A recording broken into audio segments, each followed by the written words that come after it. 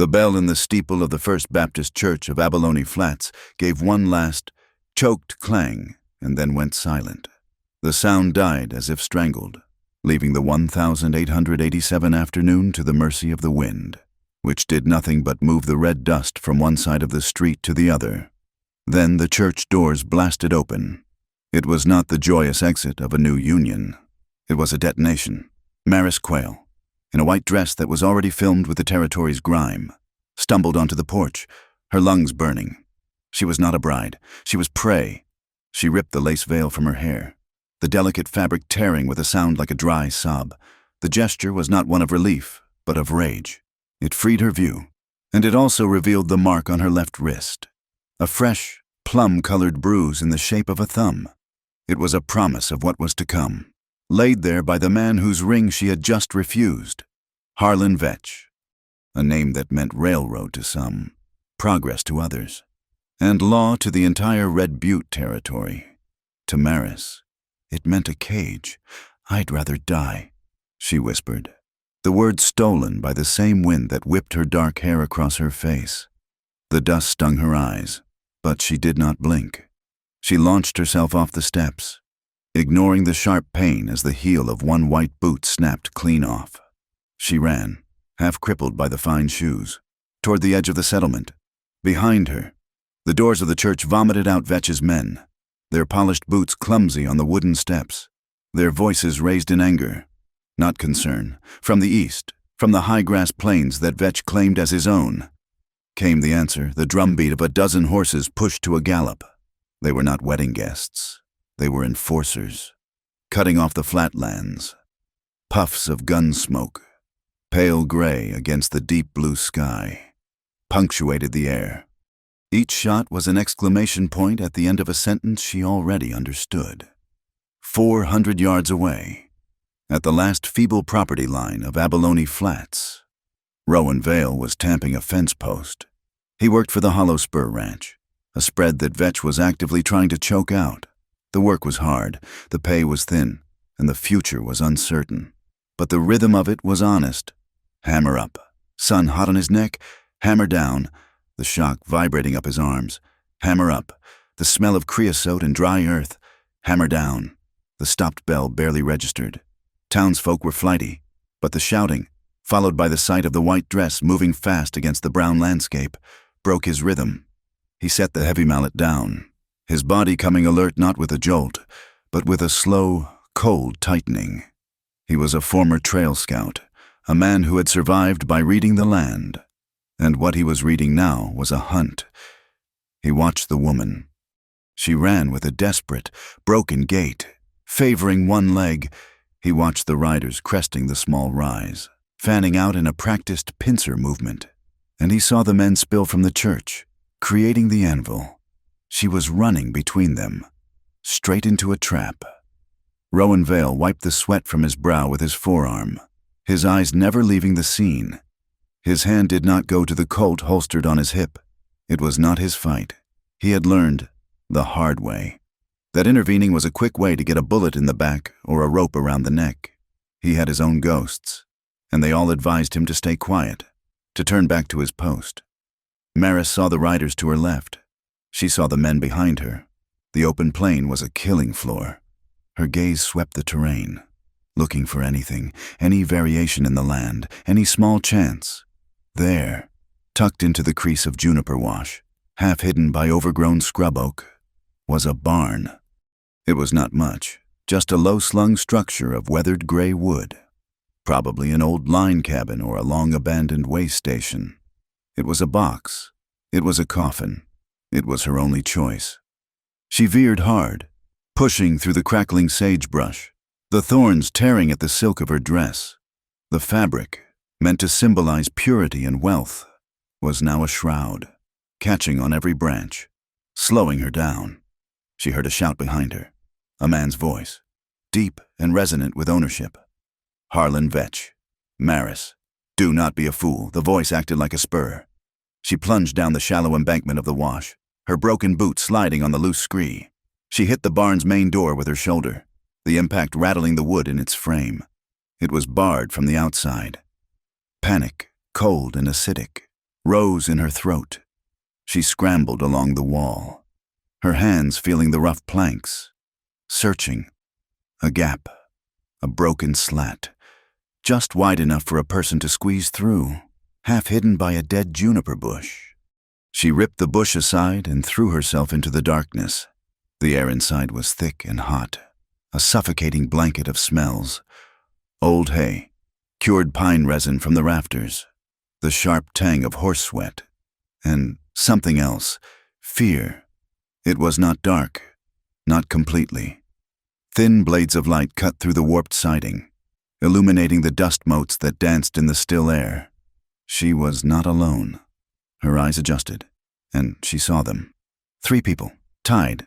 Her younger sister, Tamsin, was bound to a support beam, her face pale with terror, a dirty gag half fallen from her mouth. Her ankle was twisted at an unnatural angle. Beside her, Erie, Maris's closest friend, the one who had agreed to be her witness, was tied back to back with Felix Morrow, the old carriage driver who was supposed to have taken them to the railhead this morning. All 3 were alive, their eyes wide with a mixture of horror and a sudden, terrible hope at seeing her. This was not a wedding. It was a purge. Vetch was not just securing a wife. He was eliminating witnesses. Maris's bouquet, a tight cluster of prairie roses and white lilies, was still clutched in her right hand. Her knuckles were white. She had argued for lilies. Vetch had wanted orchids, shipped in on ice. This small act of defiance now seemed like a prophecy. She ripped the silk ribbons from the stems, her fingers fumbling. Tucked inside, taped securely to a piece of rigid whalebone, was a knife.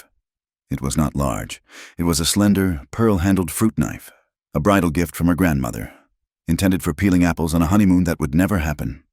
She pulled it free. The blade was only 3 inches long, but it was steel. Tamsin made a sound, a muffled sob, as Maris knelt and began sawing at the ropes binding her sister's wrists. "It's my knife now," Maris whispered, the words a vow made to the shadows. Outside, the world exploded in noise. The thunder of hooves stopped, replaced by the creak of leather, the jingle of spurs, and the low, confident voices of men who knew they had their quarry cornered. The barn was surrounded. Rowan Vale had watched her disappear into the scrub of the wash. He had seen the riders, led by Vetch himself, dismount and spread out, rifles ready. They were not behaving like a spurned wedding party. They were behaving like a posse about to smoke out a killer. He looked at his hammer. He looked at the half-finished line of fence posts. This was the boundary of the hollow spur. The woman and the barn were 20 yards inside that boundary. Vetch, in his fine black suit, was now technically trespassing. Rowan knew it was a flimsy excuse. Vetch owned the law. He owned the judge. And he was 2 signatures away from owning all the water in this valley, which meant he would own the hollow spur too. But the woman had run. She had run like a creature that valued its life more than its comfort. And Rowan Vale, who had seen too many people give up, respected that. He picked up the mallet, not as a weapon, but as a tool. He was a ranch hand, finishing a job. He began walking, not toward the barn, but in a line parallel to it, his path slow, deliberate, and open. Harlan Vetch saw the movement. He was a man who noticed everything. He lifted his hand, halting his men. "You on the fence line," Vetch's voice boomed. "Accustomed to command. This is official territory business. Step away." Rowan kept walking, his pace unchanged. He stopped when he was even with the barn's main door, about 30 yards distant. He rested the head of the mallet on the dry ground. "Just checking my line. Mr. Vetch," Rowan called out, his voice calm, carrying easily in the dry air. "Seems you're on hollow spur land." A ripple of tension went through Vetch's men. This was a complication. Vetch himself simply smiled, a thin, reptilian expression. "The law is where I stand. Cowhand," Vetch said. "And I am standing here. Now move." To emphasize the point, Harlan Vetch slowly unholstered his silver-inlaid revolver. He did not point it at Rowan. He pointed it at the sky. He fired. The shot was deafening. It was not a warning. It was a punctuation mark, a declaration of intent. It was the sound of a clock striking midnight in the middle of a hot, red dust afternoon. Inside the barn, Maris froze, the little knife halfway through Tamsin's ropes. The sound of the shot was followed by a silence so profound it felt like the world was holding its breath. This was the day. This was the moment. The dust, the decision, the smell of gunpowder, and the beginning of the blood. The gunshot echoed, flat and final, in the dry air. It was a sound of absolute ownership. Inside the barn, Maris flinched, but her hand did not stop. The small blade sawed through the last fibers of the rope binding Tamsin's wrists. Her sister was free, but whimpering, trying to move her left foot and failing. Outside, Rowan Vale did not move. He let the echo die. Vetch's theatrical shot was meant to intimidate, to clear the field of any local interference. Rowan looked at the dozen men, rifles now half raised, and then at Vetch, who was sliding the revolver back into its silver-plated holster. Rowan let the heavy fence mallet fall from his hand. It landed in the red dust with a soft, unremarkable thud. Then, slowly, in a gesture so profound it was almost a surrender, he reached for the buckle of his gun belt. He unhooked it. The belt, heavy with the Colt revolver and 24 cartridges, slid from his hips and coiled onto the ground. He held his hands up, palms forward. "Empty. I'm not his man," he called out, his voice pitched not in defiance, but as a statement of fact. He aimed the words at the barn, at the dark gap in the wood where the woman in white had vanished. He began to walk, not toward Vetch, but angled toward the barn. "That's far enough, rancher," one of Vetch's men shouted. Rowan stopped. "I'm on Hollow Spur property. I'm checking the structure." He kept his hands high. "This barn's on our lease." Maris heard the voice, closer than Vetch's. She had just finished cutting the ropes binding Irie and Felix. She grabbed the little pearl-handled knife, its blade sticky, and moved to the splintered gap she had used to enter. A shadow fell across the opening. It was not Vetch. This man was different. He was dressed in denim trousers worn pale at the knees and a cotton shirt stained dark with sweat. He was weathered, not polished. His eyes, fixed on the darkness where she hid, were the color of sun-baked shale. His hands were empty, held high. "I am not his man," the voice repeated. Quieter this time, meant only for her. Maris crouched in the thick shadows, her breath held tight in her chest. She was a coyote trapped, a creature running on pure, burning instinct. Her shoulders trembled from the exertion, a fine tremor of adrenaline, but her eyes were absolutely still. They were fixed on him, dark and wide in the gloom, reflecting the thin blades of light that pierced the walls. Her gaze held no plea for help. It held only a terrible, bottomless defiance. Rowan met that gaze. He saw the angry plum-colored bruise on her wrist, stark against the lace. He saw the terror, but he also saw the spine holding it up. He recognized this kind of desperation. It was suspicion staring down the barrel of opportunity. He did not move closer. He let the silence stretch, a long, taut wire between them. He was proving he would not force his way in. He was giving her the choice. "He'll fire the barn," Rowan said, his voice flat. "He won't wait long. He thinks you're alone." Maris said nothing. Her knuckles were white, her grip on the small knife so tight her hand ached. "That's Vetch," she finally whispered, her voice rough, unused. "He'll fire it with us in it." "I know," Rowan said. He did something that shocked her. He turned his back to the gap. A deliberate, vulnerable move. He walked 5 paces along the barn's outer wall, stopping near a sagging auxiliary stall that looked half-collapsed. He gripped the main cross brace of what appeared to be a solid wall of wood. With a low grunt, he pulled. The entire section, a square of perhaps 5 feet, groaned on hidden leather hinges and swung inward, opening a new, dark mouth into the barn. It was an old cattle chute, disguised by decades of disuse. "This barn is older than the town," he said, looking back at her, his silhouette framed against the hostile brightness. "I know every piece of wood in it. This way leads straight into the wash, under the cover of the high bank." He had shown his hand. He had given her an escape. Maris looked from the new, dark promise of the opening. back to her sister. Tamsin tried to push herself up, put weight on her left foot, and collapsed with a sharp, inhaled cry, her teeth biting back a scream. The ankle was broken. Maris made the choice. She darted back, grabbing Irie's arm. "Get Felix! Go! To that opening!" She scrambled to Tamsin as Rowan stepped inside the barn, his eyes adjusting quickly to the gloom. He didn't wait for permission. He went straight to the girl. "My ankle." Tamsin gasped, tears of pure pain tracking through the grime on her face. "I think it's busted clean through." Rowan knelt, his movements economical. He ran his fingers lightly over her boot, feeling the unnatural angle of the bone beneath the leather, the immediate, taut swelling. "It's cracked," he diagnosed, his voice low. "We can't run. We have to," Maris said, her voice iron. Rowan's gaze swept the dim interior. Cataloging, an old harness hanging from a peg, a rusted bucket, a loose piece of lath, a thin strip of wood near a broken window frame. He pulled his own knife, a practical, worn skinning knife with a simple wooden handle.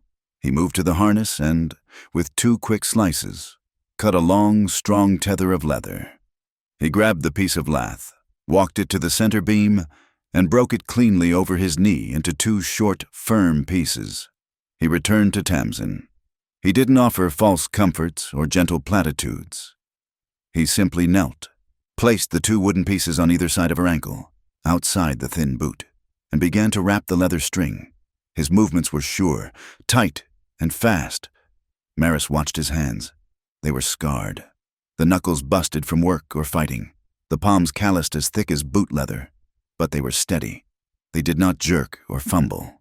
His touch on Tamsin's leg was professional, impersonal, focused entirely on the task of stabilization.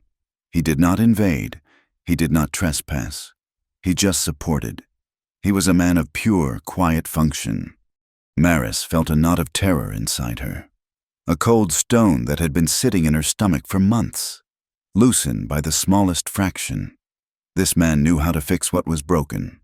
The high, sharp wall of her defense, the one that screamed that all men were Harlan Vetch in different clothing, developed its first hairline crack. Bride Vetch's voice roared from outside, much closer now, laced with a cold, performative anger. "I'm a patient man, but my patience has found its limit. You have dishonored me. You have broken our contract. Send out the bride and the 2 women who aided her theft, and I will permit the old man, Felix, to live. You have 1 minute." Maris froze. Irie, who had been helping the dazed Felix Morrow toward the hidden exit, scrambled back to Maris and grabbed her arm. Her fingers dug in like claws. "He knows," Irie whispered, her voice shaking so hard she could barely form the words. "Maris, he knows we took it." Irie's terrified eyes darted to the bodice of Maris's white dress. Tucked inside, scratching against the skin of her ribs, was a folded stack of legal papers. This was not just a wedding. It was a heist. The dress was her armor, her disguise, and her briefcase. It held the fraudulent railroad contract, the one that used a perfectly forged territorial seal to force every small rancher in the Red Butte territory to sell their water rights for pennies on the dollar. It was the document that legalized Vetch's immaculate theft of the entire valley. "Property," Rowan said, his eyes moving from Irie's panicked face to Maris. The understanding dawned. This was not just a runaway bride. This was a war. "He is not getting it," Maris said, her hand instinctively covering the papers through the silk and lace. "He won't stop until he does," Rowan said. He stood up, Tamsin's splint now secure. He grabbed a handful of straw and wiped a patch of the dusty floor clean. With the tip of his skinning knife, he began to sketch in the dirt. He did not draw a map of the territory. He drew a map of the immediate ground. "This gap leads to the wash. We follow it north, keeping low, for 200 yards. It runs deep. It ends at Coyote Gate, a rock formation. It's a blind spot to the riders from here." He drew a sharp, straight line. "They'll expect us to run for the main road. We won't. We cut east, into the scrub." He made a small, distinct X in the dirt. "There's water at Blue Bottle Spring. It's half a mile inland. It's just a seep. Enough for us. not enough for their horses to track easily. He looked up, his gray eyes locked with hers again. The suspicion was still in her gaze, but now it was warring with a desperate, frantic calculation. "I can get you to the spring," he said. "Past that. You're on your own." Maris stared at the simple lines in the dust. It was a language of survival. It was a plan. "Why?" she asked, the single word sharp as glass. "Why are you helping us?" Rowan finished tying the knot on Tamsin's ankle with a sharp, final pull. He rose to his full height. "Vetch is choking the hollow spur. My boss is a good man. Vetch is not." He paused, and his eyes glanced, just for a second, at the violent bruise on her wrist. "And I don't hold with men who put their mark on women that way." He kicked the dirt, erasing the map. "We have maybe 12 hours of daylight left. That's it. We trust each other until sundown. After that, we go our separate ways." Deal. Maris looked at Tamsin, who was pale but breathing steadily, her gaze fixed on Rowan with something like awe. She looked at Irie, clutching her arm. She looked at Felix, who was nodding, his courage returning. "Deal," Maris said, her voice clear and cold. "We trust you until sundown." "His minute is up," Maris said, her voice a low vibration. She was back on her feet, the small, bloody knife in her hand. Rowan nodded, his mind already 3 steps ahead. He'll send men to the back. He'll try the front, but first, he'll try to flush us with fear. He looked at the hidden exit, then at the main doors. "I need a diversion, a big one." He pointed through a crack in the siding. "The hollow spur herd. They're in the north pasture, just beyond that rise. 1,000 head. Vetch's men are between us and them." He looked at Maris. "Get Tamsin to the chute. Be ready to move. Irie, those papers. Put them in this." He pulled a small leather satchel from a peg. It was his own, holding jerky and a whetstone. "Felix, you're with me." "What are you going to do?" Maris demanded. Rowan was already moving toward the main barn doors. "Staying low. Vetch wants to control this land. I'm going to remind him what this land really is." He slipped out the same gap Maris had entered, melting into the sagebrush. Felix, his face grim, followed. Maris and Irie dragged Tamsin, who bit her lip to silence her cries of pain, toward the disguised cattle chute. Outside, Harlan Vetch was enjoying himself. He was a man of grand gestures. He raised his hand, about to give the order to fire the barn. He heard it first, a low, long whistle, a sound that carried, not human, but like a hawk. It was followed by 2 more, a call and response. One of Vetch's men, a man on a tall bay horse, suddenly looked nervous. "Sir, the herd." Vetch turned.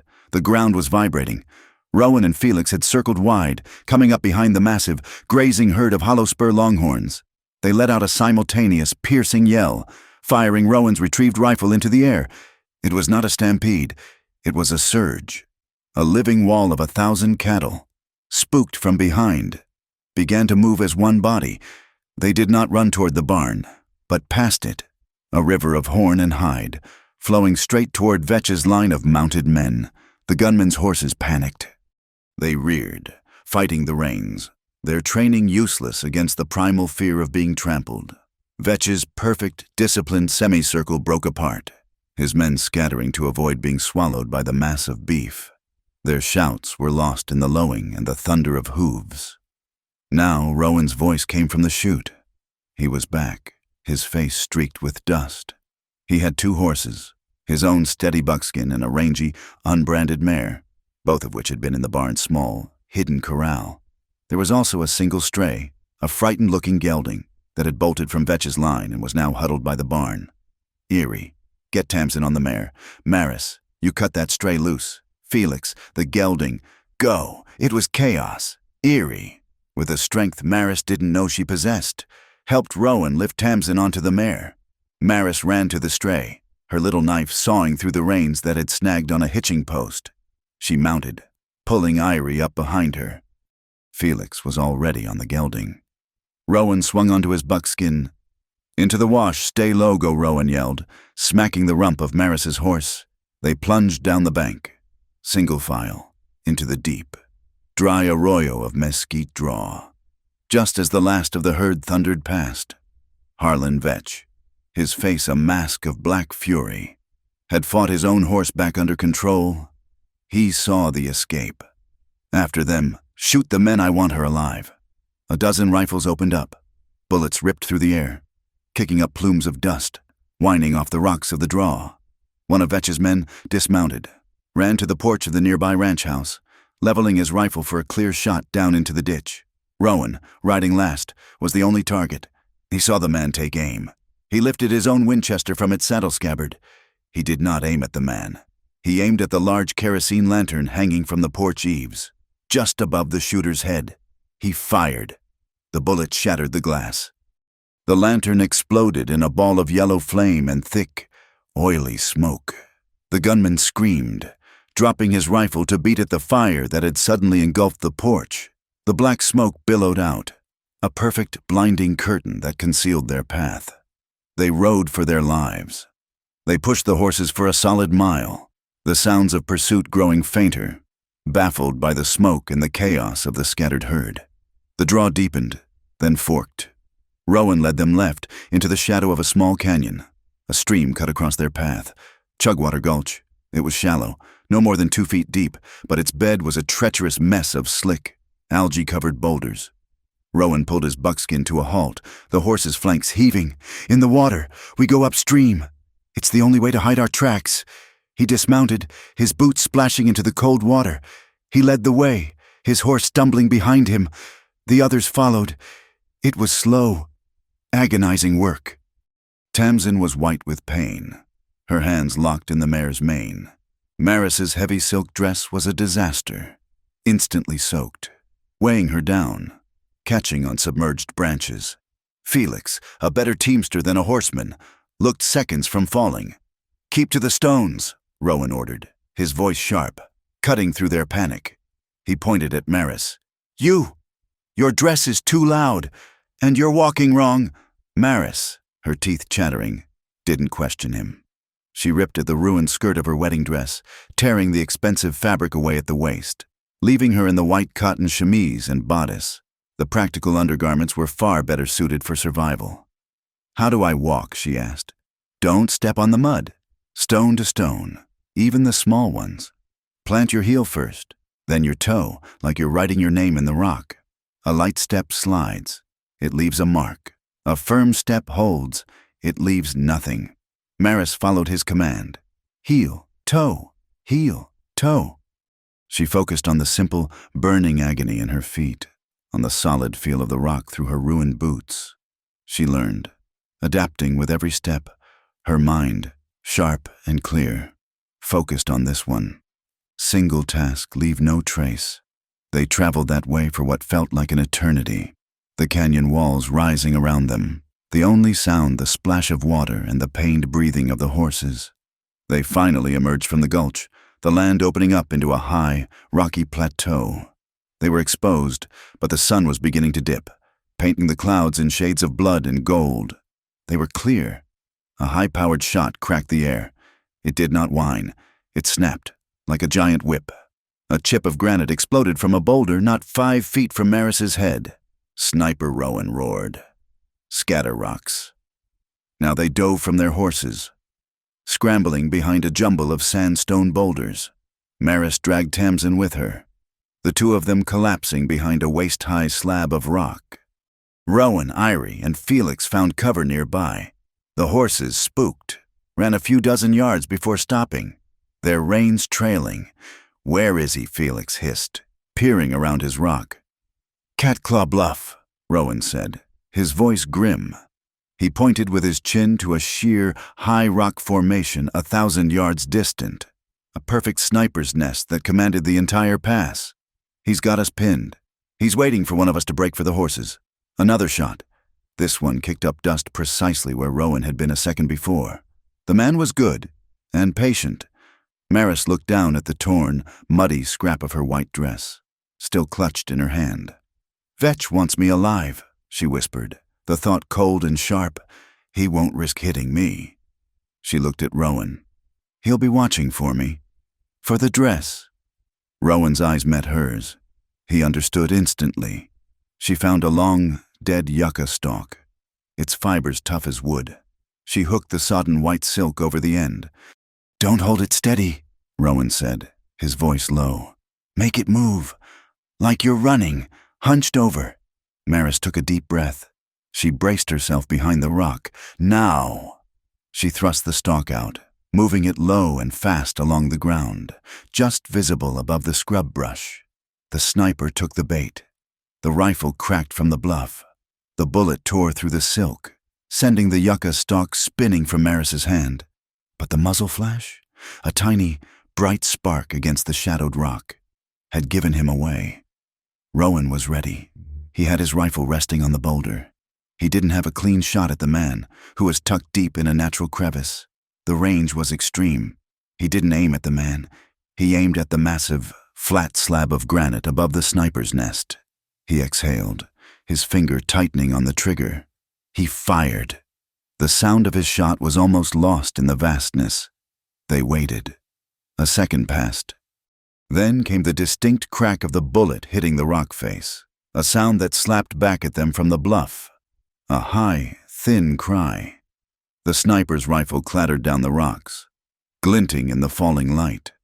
A moment later, a dark shape followed, tumbling end over end, disappearing into the shadows at the base of the bluff. Rowan did not watch him fall. He was already on his feet, reloading, whistling for the horses. He won't be the last one. We move, now. They rode for another hour, the sky turning a deep, bruised purple. Rowan led them not on a trail, but through a maze of canyons, his knowledge of the land absolute. Finally, he stopped at what looked like a solid wall of rock.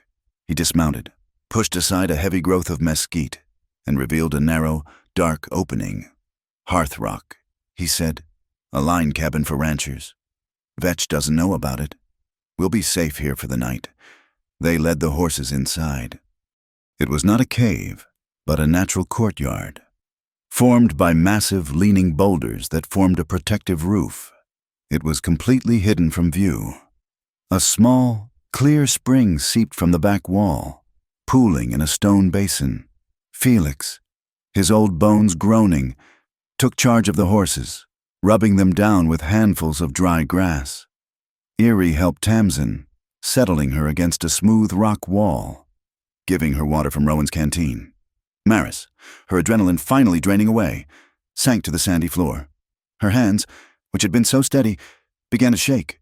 Erie came to her, opening the leather satchel Rowan had given her. The papers were inside, folded, but dry. Maris took them. She looked at Rowan, who was building a small, smokeless fire in a blackened fire ring. "This is it," Maris said, her voice quiet. "This is why he would burn us alive." Rowan came over, the firelight catching the hard planes of his face. He took the documents she offered. He was not a man of letters, but he understood land, and he understood theft. He unfolded the top sheet. It was an injunction, bearing the official seal of the Red Butte territory. "It looks official," he said, his thumb brushing the embossed eagle. "It is," Iris said, her voice hard with an old anger. "I was a clerk for Judge Hannon in Copper Briar, before Vetch had him run out. I know that seal like I know my own hand, and this one is wrong." Rowan looked closer. "How the real territorial seal," Iris said, "has a tiny, tiny flaw. A nick on the eagle's left wing? Hannon dropped it on the courthouse steps back in '82. It's on every true document in this territory." She tapped the paper in Rowan's hand. "This one is perfect. It's pristine. It's a forgery, made by a master, made for Vetch." Maris took the paper back. "He's using this to condemn the ranches, to force the auction tomorrow. He needs my marriage to him to consolidate the quail holdings, the last piece of the valley, but his entire claim is built on this lie." A heavy silence fell, broken only by the horses blowing softly in the dark. "We take this to the U.S. Marshal in Copper Briar," Felix said, his voice firm. "That's a 2-day ride," Rowan said, shaking his head. "And Vetch controls the telegraph lines. He'll know we're coming before we're 5 miles from here. He'll have a dozen rifles just like that one on the bluff waiting for us. We'd never make it." Maris stared at the fraudulent document, the firelight making the fake seal gleam. The auction is tomorrow, at noon, in Abalone Flats. Rowan's head came up. He saw the look in her eyes, and a cold knot formed in his stomach. Maris. No, you can't be thinking of going back. He's not going to stop, she said, her voice flat and cold as the spring water. We can't outrun him. Not with Tamsin hurt, not forever. She stood up, her torn, dirty chemise making her look like a ghost of the bride she was supposed to be. We're not running anymore. We're going to be at that auction. We are going to stand up in front of every rancher he is trying to rob, and we are going to show them this. We will show them the lie, in the light, in front of everyone. Rowan stared at her, the sheer, beautiful insanity of the plan hitting him like a physical blow. He saw the flaws, a dozen ways it would get them killed, but he also saw the unbending steel in her spine. You walk into that town, he said, his voice barely a whisper, and you're walking into a slaughter. He won't just try to stop you. He will kill you all, right there in the street. Maris folded the contract, her movements precise. He's been trying to kill us since that church bell stopped ringing. The only thing that changes tomorrow is that we stop running, and we start fighting. The high, thin cry of the sniper echoed in Maris's mind as she stared at the small fire Rowan had built. The decision to return to Abalone Flats had settled over the small group like a shroud. It was done. The argument was over. Now, there was only the long, dark wait until morning. Felix Morrow, exhausted, had checked the horses and then slumped against his saddle, his eyes closed, his breathing the shallow rasp of an old man pushed past his limits. Eerie, having drunk her fill from the seep, had curled up near Tamsin, her body drawn tight, as if trying to shrink away from the coming day. Within minutes, the rhythmic exhaustion of their flight had pulled them both under. Only Tamsin was awake, her face pale in the flickering light, her teeth gritted against the throbbing in her ankle. Rowan moved from the fire. He had torn a clean strip from his own bedroll. He knelt beside Tamsin, his movements as economical and sure as they had been in the barn. I need to check the splint, he said, his voice low, not asking permission. It might have shifted in the water. Tamsin nodded, her eyes wide. Maris watched him, her arms wrapped around her own knees. She was still in the damp. Torn chemise, her wedding dress a ruined memory. She shivered, though the hidden rock alcove was shielded from the wind. Rowan's large, scarred hands moved with an unexpected gentleness. He untied the leather cord, his fingers working the knot with practiced ease. He examined the swelling, his touch light, assessing.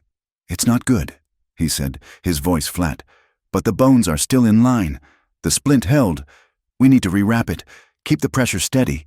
He began to wind the new, dry cloth over the lath supports. Maris stood and walked to the back of the shelter, to the small spring that seeped from the rock. She dipped her canteen, the metal scraping the stone, the sound loud in the quiet. She found a clump of wild mint growing in the damp earth, its scent sharp and clean. She crushed a leaf between her fingers, rubbing the faint, cool oil onto her temples, trying to clear her head. She filled the canteen and walked back, kneeling beside Rowan as he finished his work. Tamsin was breathing hard, her eyes squeezed shut. Here, Maris said, offering the open canteen. Rowan did not look up. He tied the final knot, his handiwork firm and secure. He gave Tamsin's knee a light pat. You did well. Now sleep. You'll need the strength. He sat back on his heels, the task complete. He finally looked at Maris. At the canteen she still held out to him. He was covered in sweat, dust, and the black powder of his rifle. He reached for the canteen. As he took it, his fingers, rough as bark, brushed the back of her hand. It was nothing, a simple accident of transfer. But to Maris, who had only known the bruising grip of Vetch or the panicked clutching of her friends, the brief, neutral touch felt like a jolt of gentle electricity. It was warm, and it was steady. It asked for nothing. She pulled her hand back as if stung. Rowan drank, a long, deep pull. He wiped his mouth with the back of his hand, passing the canteen back. Thank you. Their eyes met over the small fire. The air between them was thick with unspoken things. The smell of the wild mint on her hands mingled with the wood smoke. A strange, clean scent in the midst of their desperation. Maris found herself watching the rhythm of his breathing. For the first time that day, she realized she was listening to her own heartbeat not as a drumbeat of panic, urging her to run, but as a simple, steady rhythm.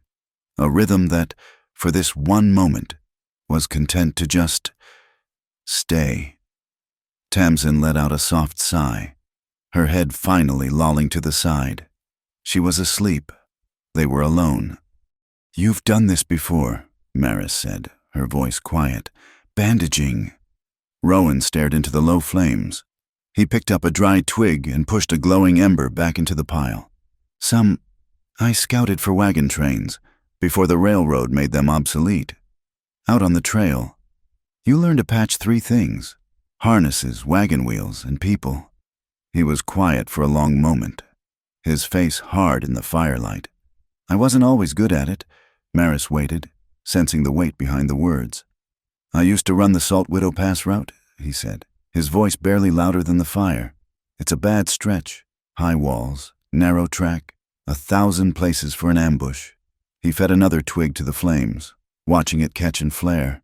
"I was guiding a train of settlers, 10 wagons, families. We had a scout up front, but I was responsible. I made the final call." He stopped. His jaw tightened. "I told them it was clear. I read the signs wrong. Or maybe I just wanted to get to the end of the run. I don't know. They were waiting for us. 6 riders, pinned us in the pass. They didn't want the cargo. They just wanted the chaos." His gaze was distant, looking through the rock, through the night, back into a memory that had never cooled. "I lost people. I lost a woman I had promised to see safe to California. Her name was Elena." He said the name as if it hurt his mouth. "She died because I made the wrong call, because I was arrogant, or tired." He looked down at his own calloused hands. "This kind of guilt, it's not like a wound. It doesn't scab over. It's like a wet saddle blanket. You just carry it, and it never gets light." He looked up at her, his gray eyes clear and devoid of any self-pity. "I came here to work with my hands, to build fences, to do things I could see, things that didn't involve other people's lives. It didn't work out that way." The confession hung in the air, a stark and simple truth. He was a man defined by a single, catastrophic failure. Maris felt her own defenses lower. He had offered her his deepest wound. She owed him hers. "It was a trap," she said softly. He looked at her, confused. The pass, the wedding, it was Vetch's trap, not mine, my father. He was a proud man, but a terrible businessman. He died a year ago, leaving the ranch mortgaged to the hilt, to Vetch. She picked up her own stick, poking at the fire. "Vetch didn't want my father's debt. He wanted his land. It was the last major holding in the valley he didn't control. He came with an offer. He would forgive the debt. Our family would be allies. A marriage. It would look like a merger, not a foreclosure. It would make his takeover of the valley look like a civilized union." She laughed, a bitter, dry sound. He was so confident. He had the law. He had the money. He thought I was just another asset to be signed over, like a deed to a water right. He thought I was weak. He thought a pretty dress and a promise of status would be enough. "He was wrong," Rowan stated. "He was wrong." Maris agreed. "I told Irie. We knew he had these papers. The fraudulent contract. We planned this for weeks. The wedding was the only time I could get close enough to his office. To his safe, Irie, Felix, Tamsin. They were my escape. The wedding was just a distraction, a way to get the real prize." She touched the leather satchel at her side, where the papers now lay, but he found out. He caught Tamsin and the others before they could get to the carriage. "That bruise," she touched her wrist. "That was when he told me my allies were already in the barn, and I would be joining them after the ceremony." Rowan's face was dark. "So you ran. So I ran." The silence that fell was different now. It was not empty. It was full of shared understanding. He was a man running from his past. She was a woman running toward a fight. He looked at her, the firelight catching the defiant spark that had never left her eyes. Not in the church, not in the barn, not in the gulch. Vetch has been taking choices from you since your father died, Rowan said, his voice slow and deliberate. He took them from the whole valley.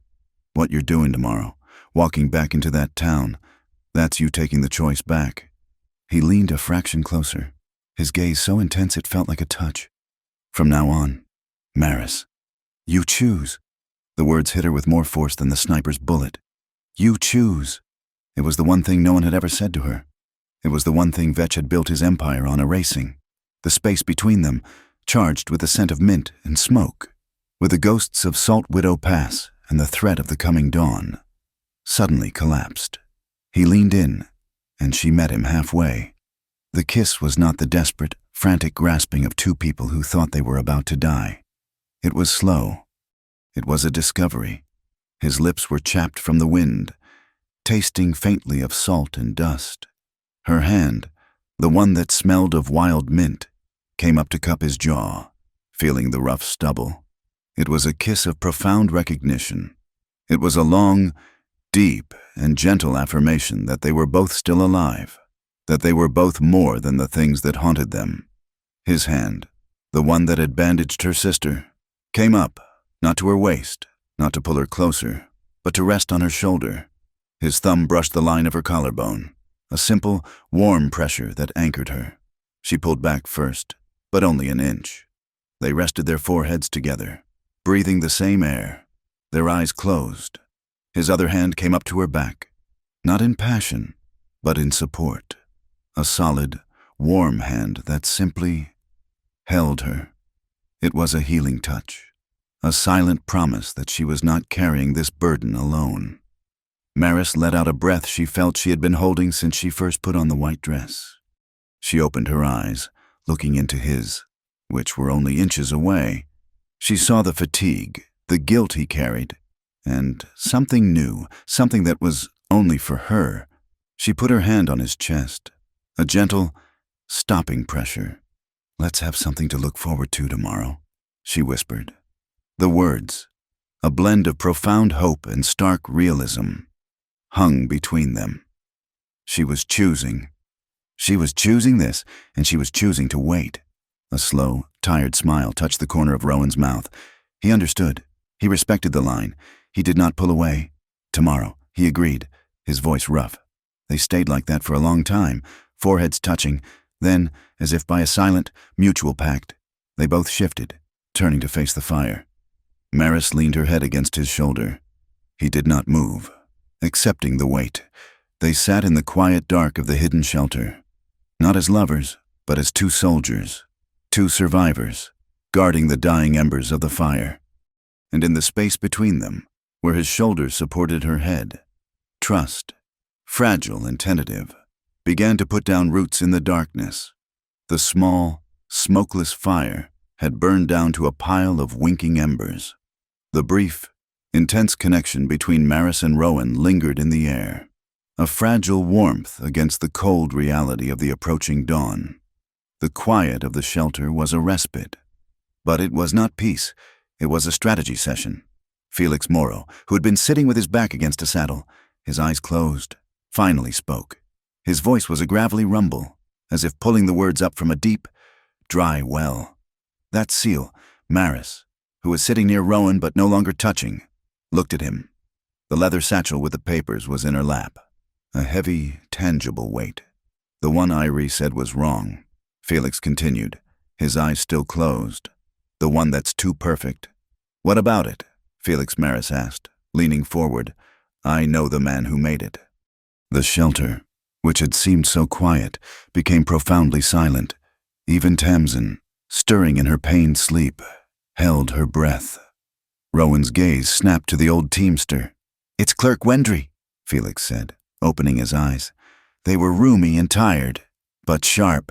The county clerk, he's a weak man. Got a thirst for expensive whiskey and a paycheck that doesn't cover it. "How do you know?" Rowan asked, his voice low and hard.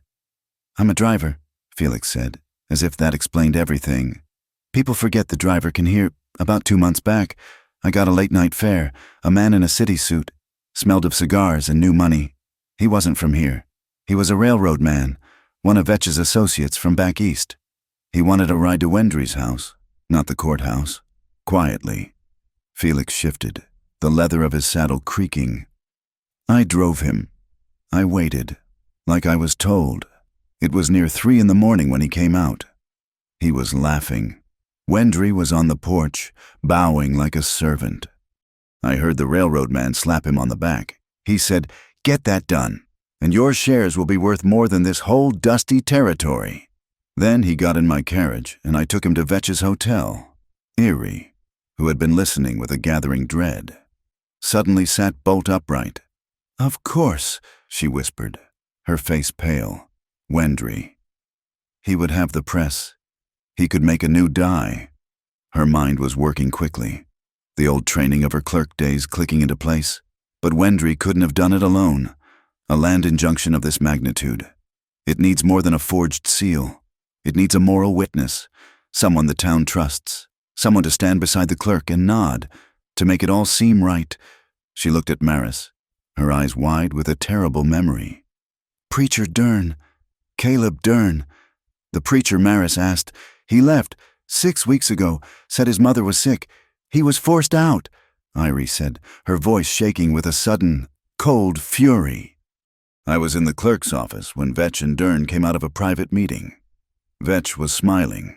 The preacher looked like he'd seen a ghost. His face was gray. Vetch clapped him on the shoulder and said, "I'm sure you'll agree your services to God might be better appreciated in a kinder climate, perhaps back east." Irie's hands clenched into fists. I thought it was just Vetch being a bully, but it wasn't. He must have asked Dern to sign the false injunction as the town's moral authority. And Dern, a lot of things. But he wasn't a liar. He must have refused. 2 days later, his house was sold and he was on a train. Vetch replaced him with a new preacher, a man who quotes Vetch's philosophies more than the good book. Rowan processed this. So, Vetch has the clerk in his pocket with a promise of shares. And he ran the only moral objector out of the territory. He's sewn it all up. Which brings us back to tomorrow, Maris said, her voice steady. She held up the leather satchel. "The auction is at noon. It's not just for any land. It's the headwaters, Blue Bottle Spring, the access to the Chugwater. It's everything.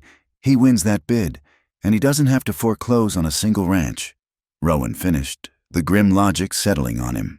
"He just turns off the water, the hollow spur. Your father's ranch. All of them. They'll dry up and blow away in a month, and he gets it all for the price of one cheap clerk." The stakes were no longer about a single fraudulent document. They were about the survival of every independent rancher in the Red Butte territory. "We have to show them," Maris said, her voice finding a new, hard edge. "Before the bidding starts, we stand up." Irie explains the seal. Felix tells what he heard. "We accuse Wendry, right there, in front of everyone." Rowan scrubbed his hand over his face. He stood up, too agitated to sit. He paced the small confines of the shelter, his boots scuffing the sandy floor. "It's a good plan. Maris, for a courtroom. That square tomorrow won't be a courtroom. It will be an ambush." He stopped and looked at her, his face a mask of frustration. "Think it through. You stand up. You speak. Before you get 10 words out. Vetch's men, and he'll have 20 of them there, will move in. They won't arrest you. They'll shout. They'll start a panic. Someone will fire a shot into the air, and in the chaos, you, Erie, and Felix get a bullet in the back. They'll say it was a riot, that you were inciting violence. The papers," he pointed to the satchel, "will be lost in the confusion. And who will stop them, Deputy Crane?" Erie offered, though her voice was weak. Milo Crane Rowan let out a bitter laugh. "Crane is a coward who shines Vetch's boots with his own necktie. He'll be the first one to back Vetch's story. He'll probably sign the warrant for your arrest. Post-mortem."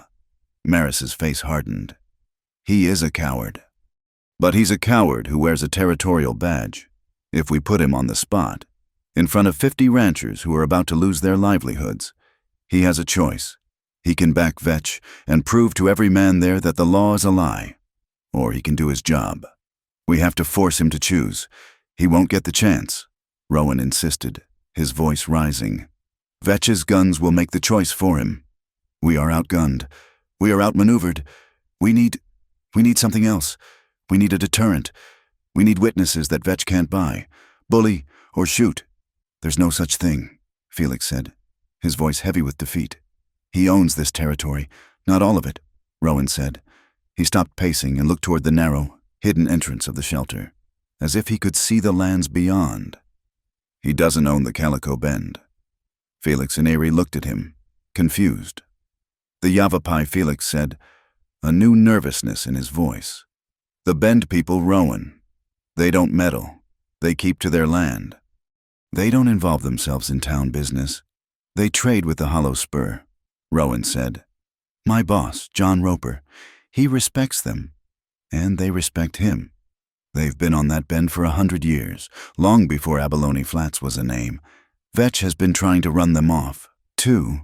He's using another of Wendry's forgeries to say their claim to the river is invalid. He turned to Maris. Kiona. She's their elder. She's not a chief, not in the way we think of it. She's the heart of their community. She speaks for them, and she is respected. More than that, she is feared. Vetch's men are superstitious. They won't cross her. If Kiona and her riders are standing in that square, watching. Vetch can't just start a massacre. It would be an attack on the Yavapai. The army at Fort Grant would have to get involved. And the army is the one thing in this territory Vetch cannot control. A desperate, fragile hope entered the small shelter.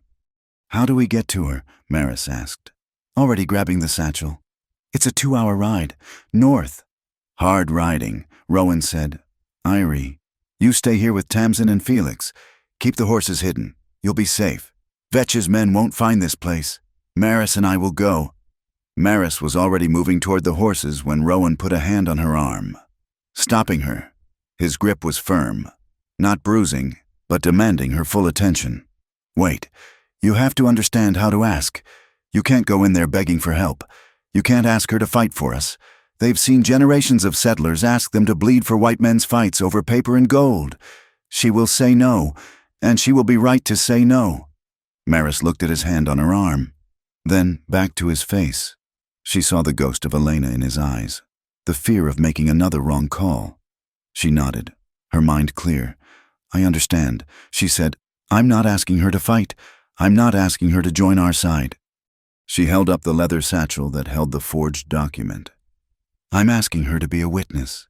This isn't just about our land anymore. It's about the law. Vetch is poisoning the very idea of a contract. He's using a lie to steal the water.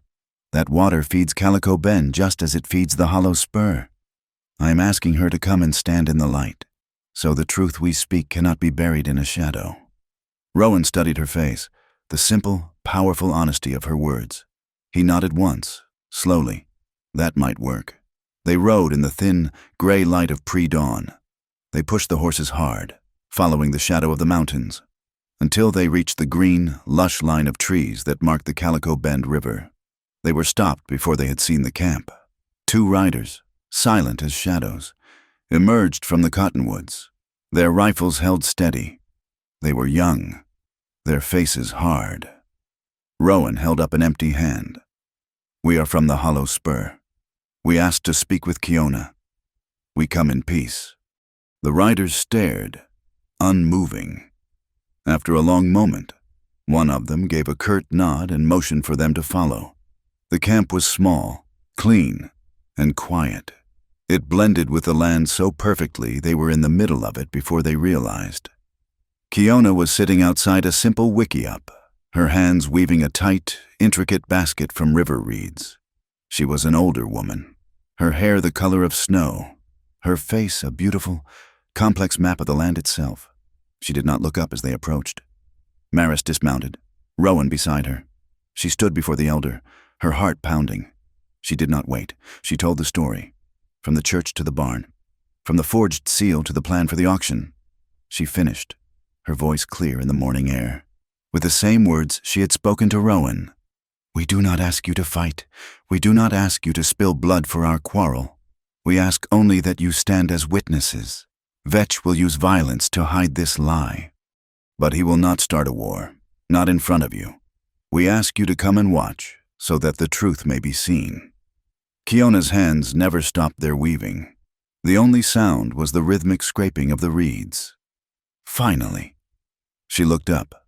Her eyes were black and sharp, and they seemed to see every secret Maris had ever held. "The white man's law is a piece of paper," Kiona said, her voice like stones rubbing together. "You fight over ink and shadows? My people fight for the water, which your paper claims to own.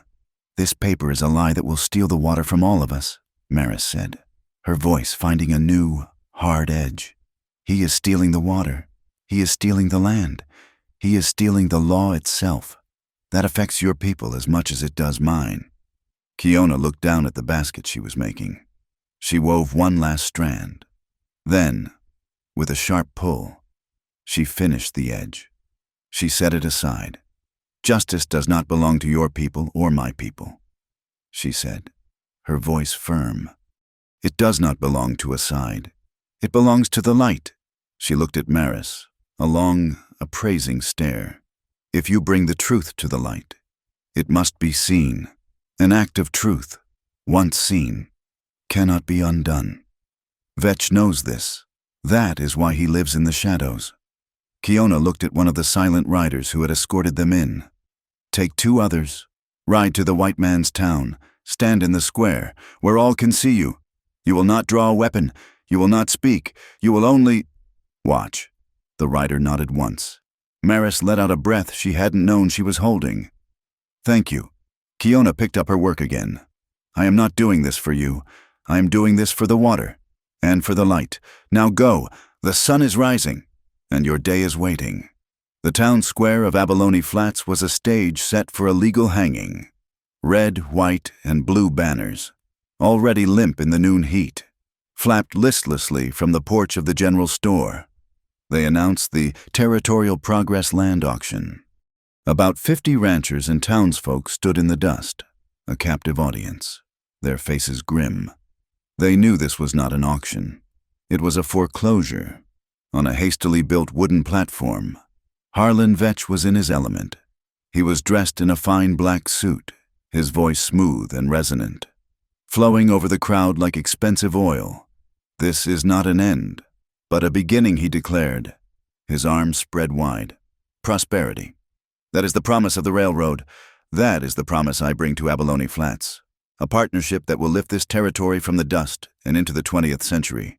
His paid men were seated in the crowd, applauding at the right moments. Deputy Milo Crane stood beside the platform, his hand resting on his revolver, his new badge gleaming in the sun. "And so, we open the bidding on the primary water parcels. That land is not yours to sell." The voice was not loud, but it was clear, and it cut through Vetch's performance like a razor. The crowd turned as one. Maris Quayle stepped out from the shadows of the alley between the saloon and the mercantile. She was not the pristine bride Vetch had tried to chain. She was a woman of the territory, her face streaked with dirt, her body clad in the torn, muddy white cotton of her chemise. Draped over one shoulder, like a captured battle standard, was the ripped and muddied remnant of her wedding veil. The crowd gasped. This was the woman who had run. Behind her came Rowan, his face hard, his eyes scanning Vetch's men. Behind him, eerie, her jaw set, and old Felix, who looked terrified but resolute. Even Tamsin was there, leaning heavily on a crutch Rowan must have fashioned, her splinted ankle obvious to all. Vetch's face, which had been a mask of benevolent progress, froze. The blood drained from it, leaving a waxy, pale fury. And then the atmosphere in the square shifted again. From the north end of the street, 3 riders emerged. They were Yavapai, led by Kiona. They did not speak, they did not gesture. They simply walked their horses to the edge of the square, their presence a silent, undeniable weight. They sat, their rifles resting across their saddles, and they watched. The nervous murmuring of the crowd died instantly. The ranchers stood straighter. Vetch's men stopped their casual, intimidating movements. Even Milo Crane took a half-step back, his hand falling away from his gun. These were not witnesses who could be dismissed. Maris walked, her broken boot crunching in the dust. She did not stop until she reached the platform. She did not ask permission. She climbed the 3 steps. Standing directly in front of Harlan Vetch, the entire town held its breath. She pulled the leather satchel from her shoulder and drew out the folded injunction. "You talk of partnership." "Harlan," she said, her voice ringing with cold contempt. "You mean this?" She held the paper up for the crowd to see. "This is the injunction you filed against every rancher here. The one that says you control the water? The one that makes this auction possible? This is legal territory business." "Maris," Vetch hissed, his composure cracking. "You are hysterical. You are no longer welcome here." "I'm not here as your guest," Maris said. She began to read, her voice climbing in volume, projecting to the silent ranchers. "All water rights appertaining to the Chugwater Basin and Blue Bottle Spring are hereby sequestered for developmental use by the Red Butte Railroad." A low growl started in the crowd. "Sequestered," one man shouted. "He told us it was a shared-use lease." "He told you a lie," Mary shouted back. Just as he built this entire claim on a lie, she held the document high, her fingers stabbing at the embossed seal. This seal is a forgery," Lies Vetch roared, lunging for her. He never made it. Rowan was suddenly on the platform, a barrier of solid muscle between them. He did not draw his weapon. He just stood there. Erie climbed the steps on the other side. She held up a different document, a faded deed from her old courthouse files. "This is a true territorial seal," she cried out, her clerk's voice sharp and practiced. "From Judge Hannon's office. Look at the eagle's left wing. There is a nick in the feather. A flaw. It is on every true document in this territory." Maris held the injunction out toward the crowd. "Now look at his. It's perfect. It's new. It's a fraud." The ranchers surged forward, their faces dark with understanding. "Let me see. It's slander," Vetch screamed, his voice breaking. A pathetic, childish accusation. "You have no proof." "Oh, I think we do." Rowan's voice was calm, but it chilled the air. He turned. His eyes had found his target in the panicking crowd. Clerk Wendry. The man was sweating, trying to slip away behind a water trough. Rowan was off the platform in a second. He grabbed Wendry by his starched collar and bodily hauled him back, shoving him up the steps. The clerk stumbled and fell, landing at Vetch's feet. "Tell them." "Wendry," Rowan commanded, his voice devoid of mercy. "Tell them about your late-night meeting. Tell them about the new press. Tell them about the railroad shares you were promised." Wendry was sobbing, a pathetic, broken man. He looked at Vetch's face, contorted with murderous rage. He looked at Kiona, her dark, ancient eyes fixed on him, seeing into his soul. He looked at the 50 ranchers, who were no longer a crowd, but a lynch mob. He made me do it," Wendry shrieked, pointing a trembling finger straight at Harlan Vetch. "It was him, all of it. He promised we'd all be rich. I just made the seal. He said no one would ever know. Oh, God, oh, God." The confession hung in the air, damning and absolute. The crowd exploded. It was not a riot. It was a roar of pure betrayal. Vetch was no longer a businessman. He was a cornered animal. With a scream of fury, he grabbed the heavy brass auctioneer's bell from the table and smashed it across Wendry's face. The clerk dropped like a stone. Vetch pulled his silver-inlaid revolver. He grabbed Deputy Milo Crane by the front of his vest, dragging him forward as a shield. "Arrest them," he screamed, his voice cracking with madness. "Arrest this whore! Arrest them all for slander and inciting a riot!" Milo Crane was frozen. He looked at Vetch's insane, spittle-flecked face. He looked at the sea of angry men facing him. He looked at Maris, who stood her ground, unflinching. He looked at Kiona, who had not moved. His hand hovered over his gun, his whole body trembling. He was a man caught between the law he had sworn to uphold and the monster who had bought him. He hesitated. "You useless coward," Vetch bellowed. He shoved Crane aside and leveled the revolver straight at Maris's heart. Rowan lunged, but he was a fraction of a second too late. A single shot cracked the air. It was not from Vetch's gun. Milo Crane cried out, a high-pitched yelp, and clapped his hand to his head. He stumbled back, his eyes wide with shock. Blood was pouring through his fingers. The bullet had torn the bottom lobe of his right ear completely off. It was a perfect, terrifying, non-lethal shot. From the edge of the crowd, a rancher slowly lowered a smoking rifle. The square dissolved into chaos. Women screamed. Men cursed and ducked. Parents grabbed their children, pulling them into the safety of doorways and behind wagons, shielding their bodies from the expected crossfire. Vetch's men, seeing their leader exposed, began to draw their own weapons, moving to surround the platform. But Kiona and her riders finally moved. They did not draw. They simply urged their horses forward, a silent, disciplined line of horseflesh and muscle. They formed a barrier, cutting Vetch's men off from the platform, separating the ranchers from the conflict. It was a brilliant, peaceful, and intimidating maneuver. In that instant of chaos, Rowan acted. He didn't try to capture Vetch. He lunged, smashing his shoulder into Vetch's gun arm. The revolver fired wildly into the wooden platform. Rowan grabbed Vetch by his suit coat and shoved him backward. Using all his strength, Vetch stumbled, his arms windmilling, and fell clean off the back of the platform. He crashed hard into the flimsy wooden rails of a temporary horse pen, set up for the auction. The rails splintered, but held. He was trapped, tangled in the wreckage. Rowan vaulted over the platform after him, intending to end it. But Vetch was fast. He was fueled by a desperate, rat-like cunning. He scrambled out from under the broken wood, rolled, and came up on his feet. He vaulted the far side of the pen and grabbed the reins of a horse tied to a hitching post, one of his own men's.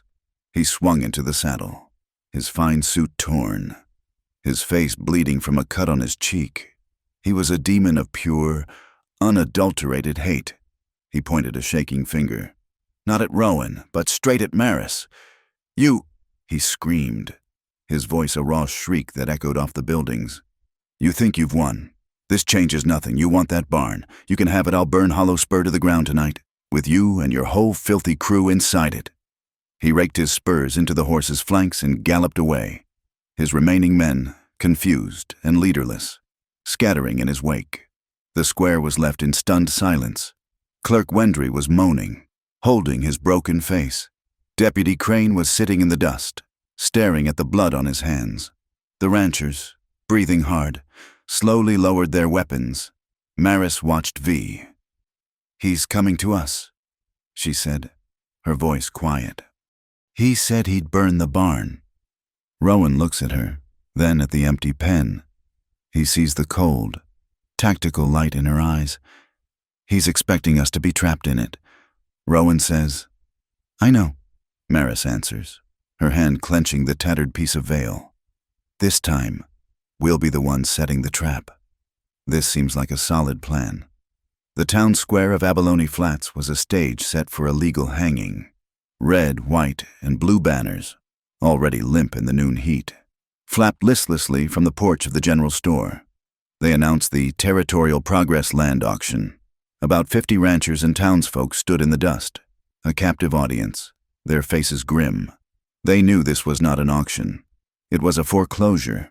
On a hastily built wooden platform, Harlan Vetch was in his element.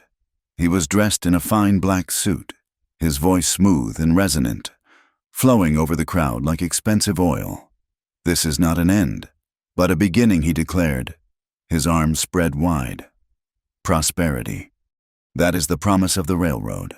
That is the promise I bring to Abalone Flats. A partnership that will lift this territory from the dust and into the 20th century." His paid men were seated in the crowd, applauding at the right moments. Deputy Milo Crane stood beside the platform, his hand resting on his revolver, his new badge gleaming in the sun. "And so, we open the bidding on the primary water parcels. That land is not yours to sell." The voice was not loud, but it was clear, and it cut through Vetch's performance like a razor. The crowd turned as one. Maris Quayle stepped out from the shadows of the alley between the saloon and the mercantile. She was not the pristine bride Vetch had tried to chain. She was a woman of the territory, her face streaked with dirt, her body clad in the torn, muddy white cotton of her chemise, draped over one shoulder, like a captured battle standard. was the ripped and muddied remnant of her wedding veil.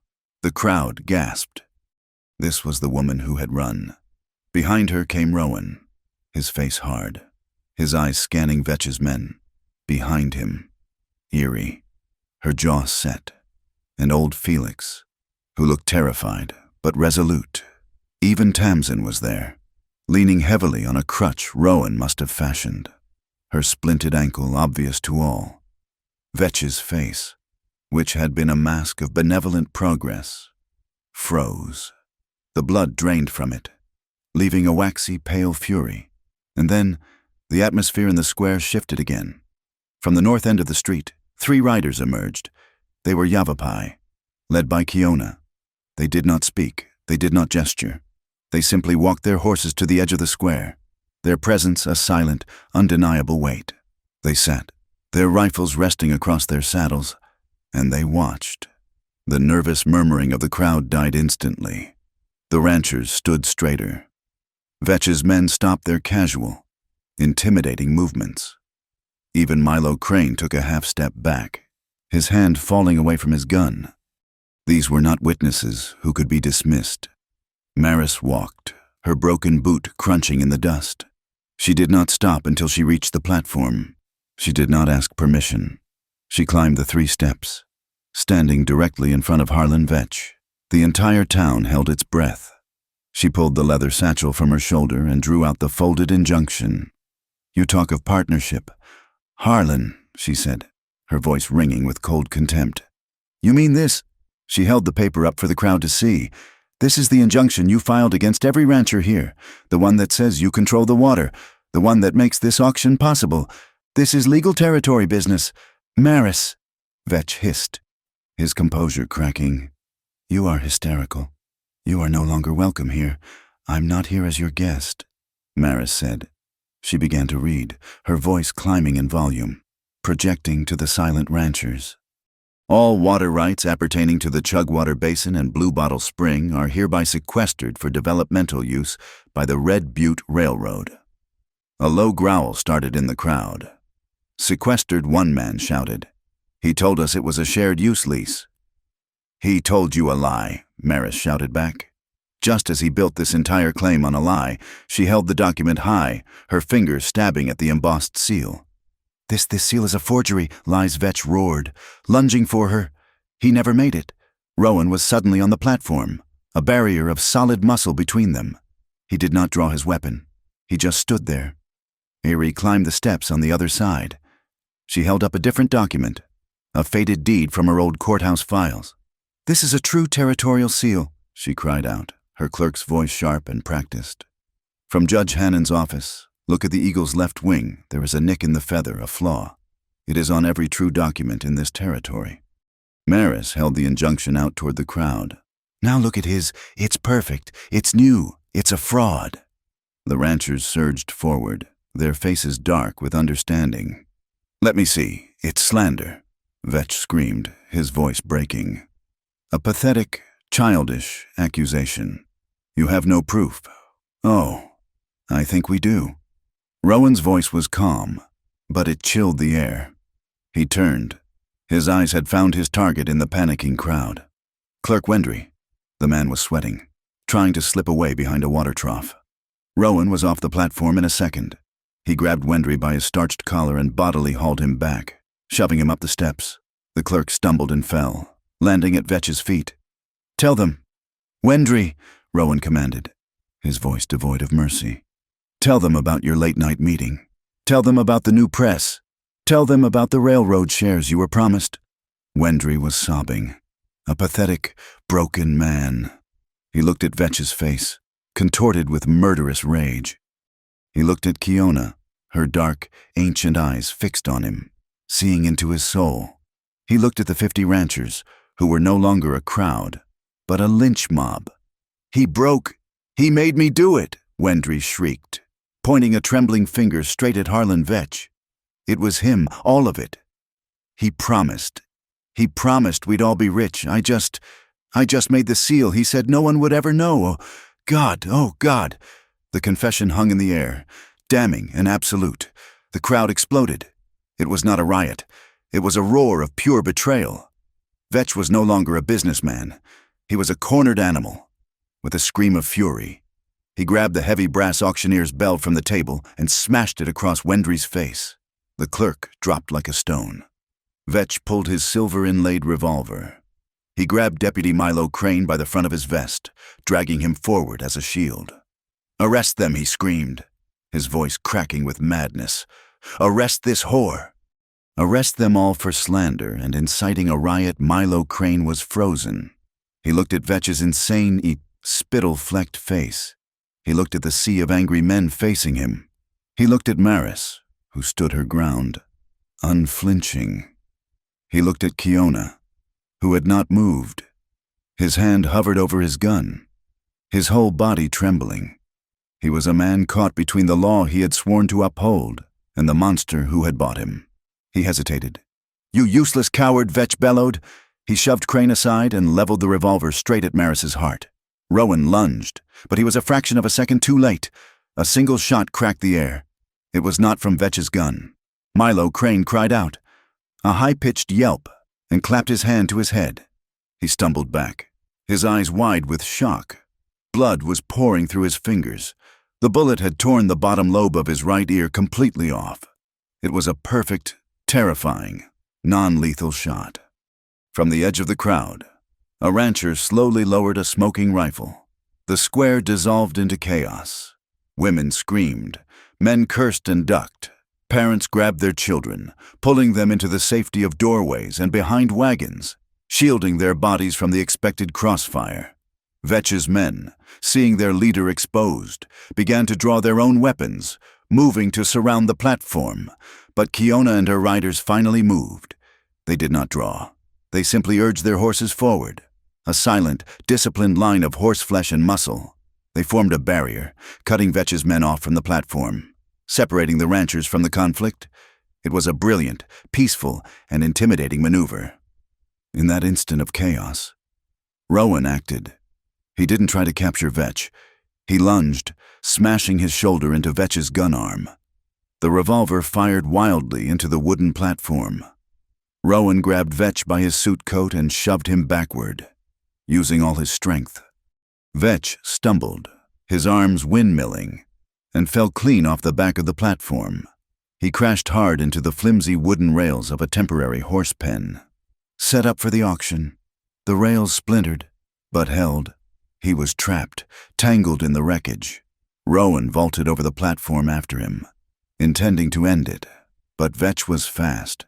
He was fueled by a desperate, rat-like cunning. He scrambled out from under the broken wood, rolled, and came up on his feet. He vaulted the far side of the pen and grabbed the reins of a horse tied to a hitching post, one of his own men's. He swung into the saddle, his fine suit torn, his face bleeding from a cut on his cheek. He was a demon of pure, unadulterated hate. He pointed a shaking finger, not at Rowan, but straight at Maris. "You!" he screamed, his voice a raw shriek that echoed off the buildings. "You think you've won. This changes nothing. You want that barn. You can have it. I'll burn Hollow Spur to the ground tonight, with you and your whole filthy crew inside it." He raked his spurs into the horse's flanks and galloped away, his remaining men, confused and leaderless, scattering in his wake. The square was left in stunned silence. Clerk Wendry was moaning, holding his broken face. Deputy Crane was sitting in the dust, staring at the blood on his hands. The ranchers, breathing hard, slowly lowered their weapons. Maris watched Vetch disappear in a cloud of dust. Her gaze fell on the horse pen he had used to escape. The wooden gate, unlatched, swung gently on its leather hinge. She turned her head, her eyes looking past the edge of town, toward the distant silhouette of the Hollow Spur Ranch, toward the barn where this had all begun. "He's coming to us," she said, her voice quiet, the sound carrying in the sudden stillness. "He said he'd burn the barn." Rowan came to stand beside her, his chest heaving. He looked at her, then at the empty pen. He saw the cold, tactical light in her eyes. "He's expecting to find us trapped," he said. "I know," Maris answered, her hand clenching the tattered piece of veil. "He wants to turn that barn into our funeral pyre. This time, We'll be the ones setting the trap. The sun bled out of the sky, leaving a bruise of purple and black that settled over Abalone Flats.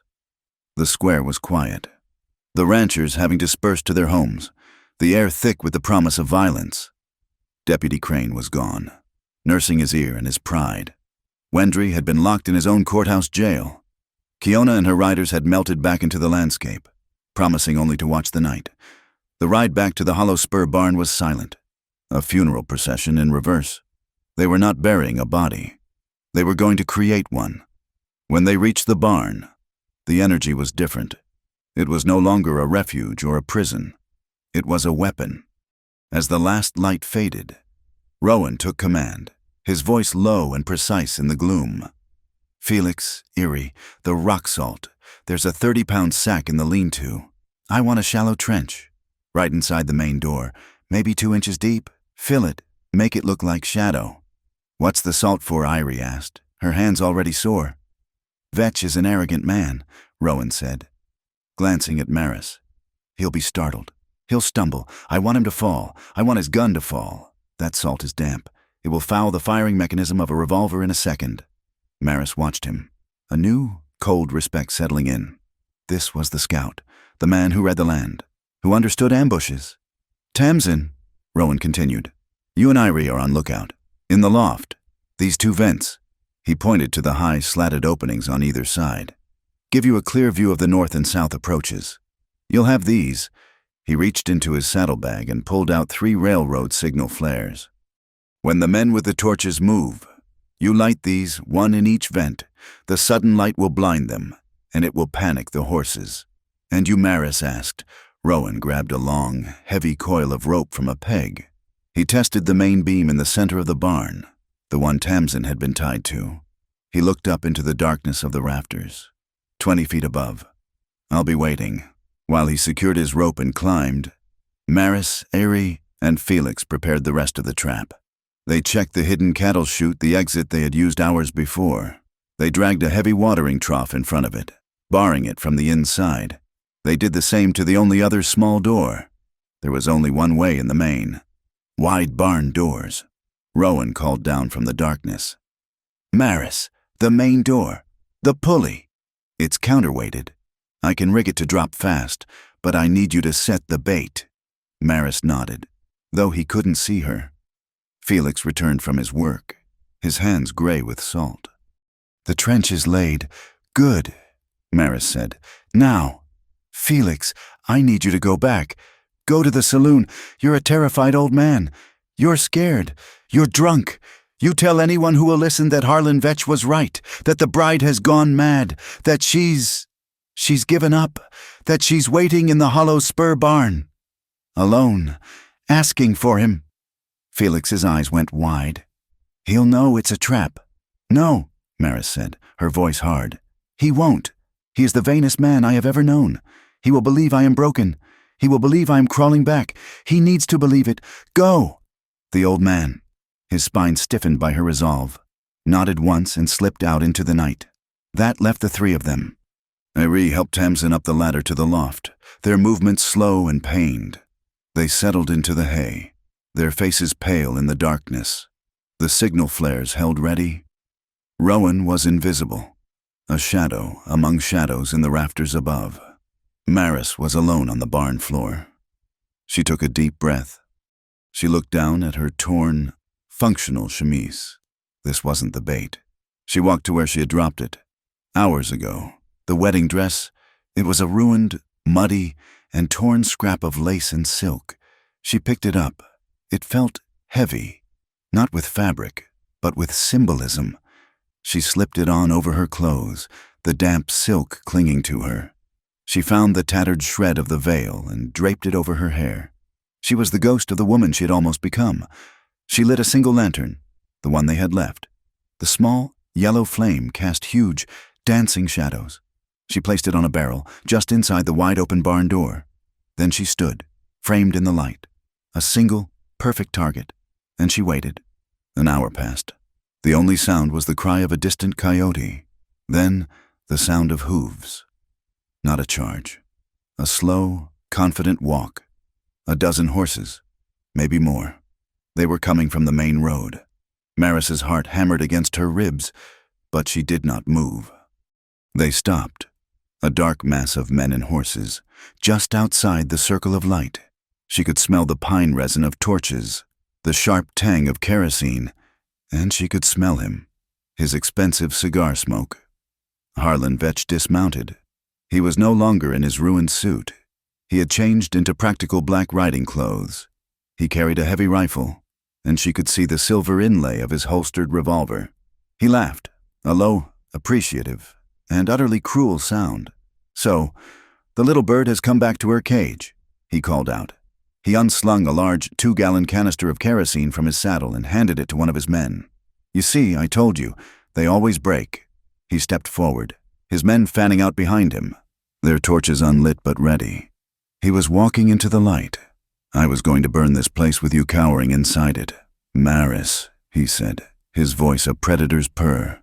"But this is so much better. To have you beg first." Maris let him walk. 10 more feet, 5. He was at the threshold. "Harlan," she said, her voice a low, throbbing whisper. She let it shake, just a little. "Come in, it's over. Just come and get your wife. In the house you demanded, it was the perfect lure. It was everything his ego needed to hear. His ownership, his victory." He laughed again, a full-throated sound of triumph. He tossed his rifle to a henchman. He wanted to do this with his bare hands. "Of course, my dear." He stepped inside. He took 1, 2, 3 strides onto the barn floor. He reached for her. He was past the threshold. From the rafters above, Rowan's knife flashed. It didn't fall. It sliced the heavy rope holding the main door. With the sound of a cannon shot, the massive, counterweighted door slammed down, the heavy wooden bar dropping into its iron braces with a sound of absolute finality. The barn was plunged into total darkness. The lantern, knocked from its barrel by the concussion, went out. What Vetch yelled, spinning, his confidence gone. "What is this?" He scrambled backward, away from Maris, his hands flailing. He drew his revolver. He took 1 step back and his heel hit the shallow trench. He fell, hard, his body twisting, and the silver revolver flew from his grasp. It landed with a dull, metallic skitter in the trench of coarse rock salt. "Light," he screamed to his men outside. "Light, burn it now! Outside!" The men, confused and angered, struck their matches. A dozen torches flared to life. They ran at the barn, their plan the same, to turn the building into a pyre. "Now!" Eerie Maris screamed. From the high vents, 2 hissing, brilliant flashes of light erupted. Eerie and Tamsin had struck the railroad flares. They shot out, trailing white-hot sparks, casting a ghastly, blinding magnesium light over the entire scene. The effect was instantaneous. The henchmen, who had been staring at the dark barn, were blinded, screaming and dropping their torches. But the horses, held loosely, were the real weapon. Plunged into a sudden, screaming, white-hot day, they panicked. It was a primal, explosive terror. They reared, their eyes rolling, and bolted. They crashed directly into the line of dismounted, blinded men. It was a total rout.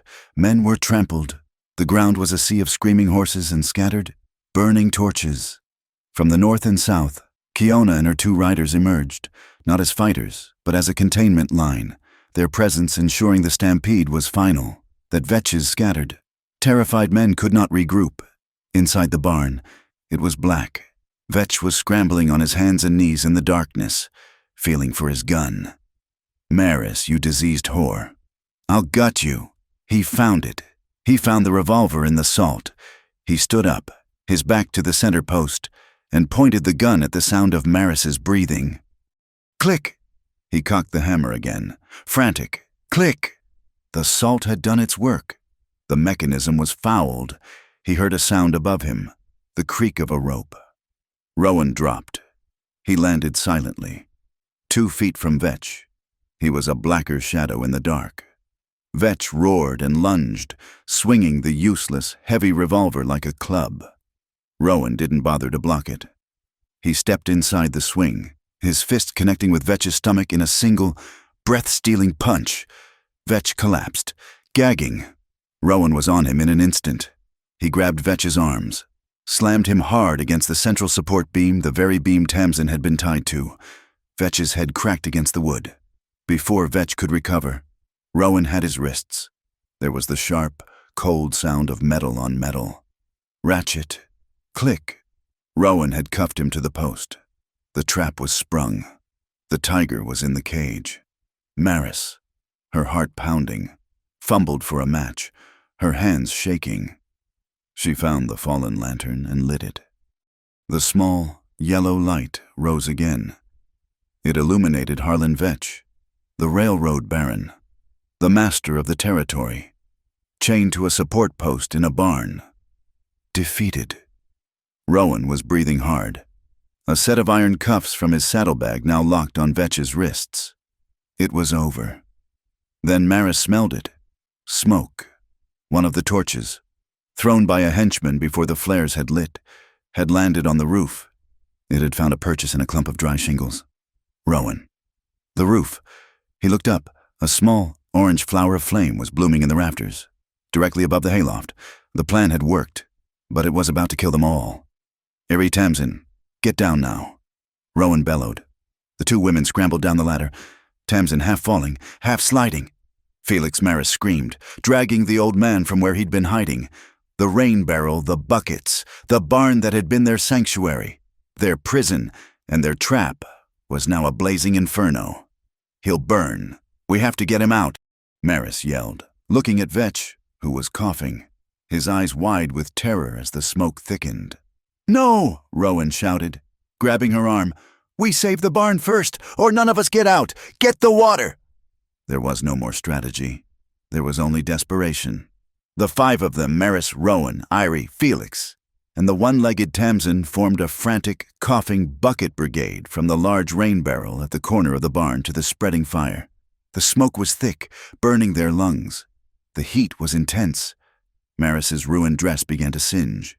They threw bucket after bucket, the water hissing, the steam and smoke blending into a suffocating, gray hell. The fire fought back, licking down the post, toward the hay. It's too fast, Irie screamed. Rowan grabbed the entire rain barrel, his muscles straining. With a roar, he heaved it, tipping the last 30 gallons of water in a desperate, final wave. The water cascaded down, hitting the heart of the fire. There was a loud, violent hiss. The flame sputtered, fought, and then, slowly, died. They were left in the darkness. The only light was the faint moonlight filtering through the new, black, gaping hole in the roof. The barn was filled with the choking smell of wet, charred wood, and smoke, and they were all alive. The last hiss of steam died, leaving the barn in a state of profound, ringing silence. The air was a suffocating blanket of wet char and acrid smoke. For a full 10 seconds, no one moved. They just stood, swaying. A small, broken army covered in soot and water, chests heaving.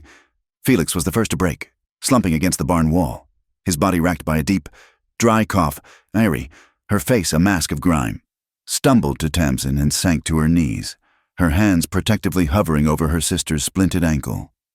Maris remained standing by the empty rain barrel, a rusted tin bucket, its handle broken, fell from her numb fingers and clattered onto the wet floor. She looked down at her hands. They were raw, red, and blistered from the heat and the rough, panicked work. And then the shaking started. It began deep in her belly, a vibration that had nothing to do with the cold night air. It was the adrenaline, the terror, the rage of the last 24 hours finally draining away, leaving a vast, hollow emptiness. Her knees gave way. The tremor racked her body, a violent, uncontrollable shiver that threatened to pull her to the ground. Rowan saw it. He moved before she could fall. He was soaked, his shirt clinging to his back, but he went to a dry peg near the tack room, a spot the fire hadn't touched. He grabbed his own heavy canvas ranch coat. He did not ask if she needed it. He simply stepped behind her and draped it over her shoulders. The weight of it was a shock. It was heavy, solid, and real. It smelled of him of dry leather, dust, and faintly, of the wild mint he must have brushed against at the spring. It was an anchor. Maris clutched the lapels, pulling the coat around her small frame, burying her face in the coarse, warm wool. He stood there, his body a solid presence at her back. She turned, her movements stiff. She looked at his face, blackened by soot, a small cut bleeding at his temple. His eyes were steady, fixed on her. She did not think, she did not plan, she simply acted. She took one step and pressed her forehead against the solid wall of his chest. The world stopped. All she could hear was the frantic pounding of her own blood in her ears, and beneath that, a slower, deeper, more powerful rhythm. Thump, thump, thump, thump. His heart, it was steady, it was strong, it was alive. After the gunshots, the screaming, the fire, and the terror, that simple, reliable sound was the only truth in the territory. It was the only thing that made sense. Maris closed her eyes, letting the violent shaking in her own body subside, as if her rhythm was trying to match his. She was a ship in a typhoon, and his heartbeat was the seabed. She felt his hands, which had been at his sides, come up slowly. He did not grab her. He did not pull her. One hand rested lightly on her back. The other, so gently, settled on the back of her head, his fingers spreading, simply holding her, supporting the weight she could no longer carry. It was a gesture of pure, quiet protection. They stood like that for a full minute.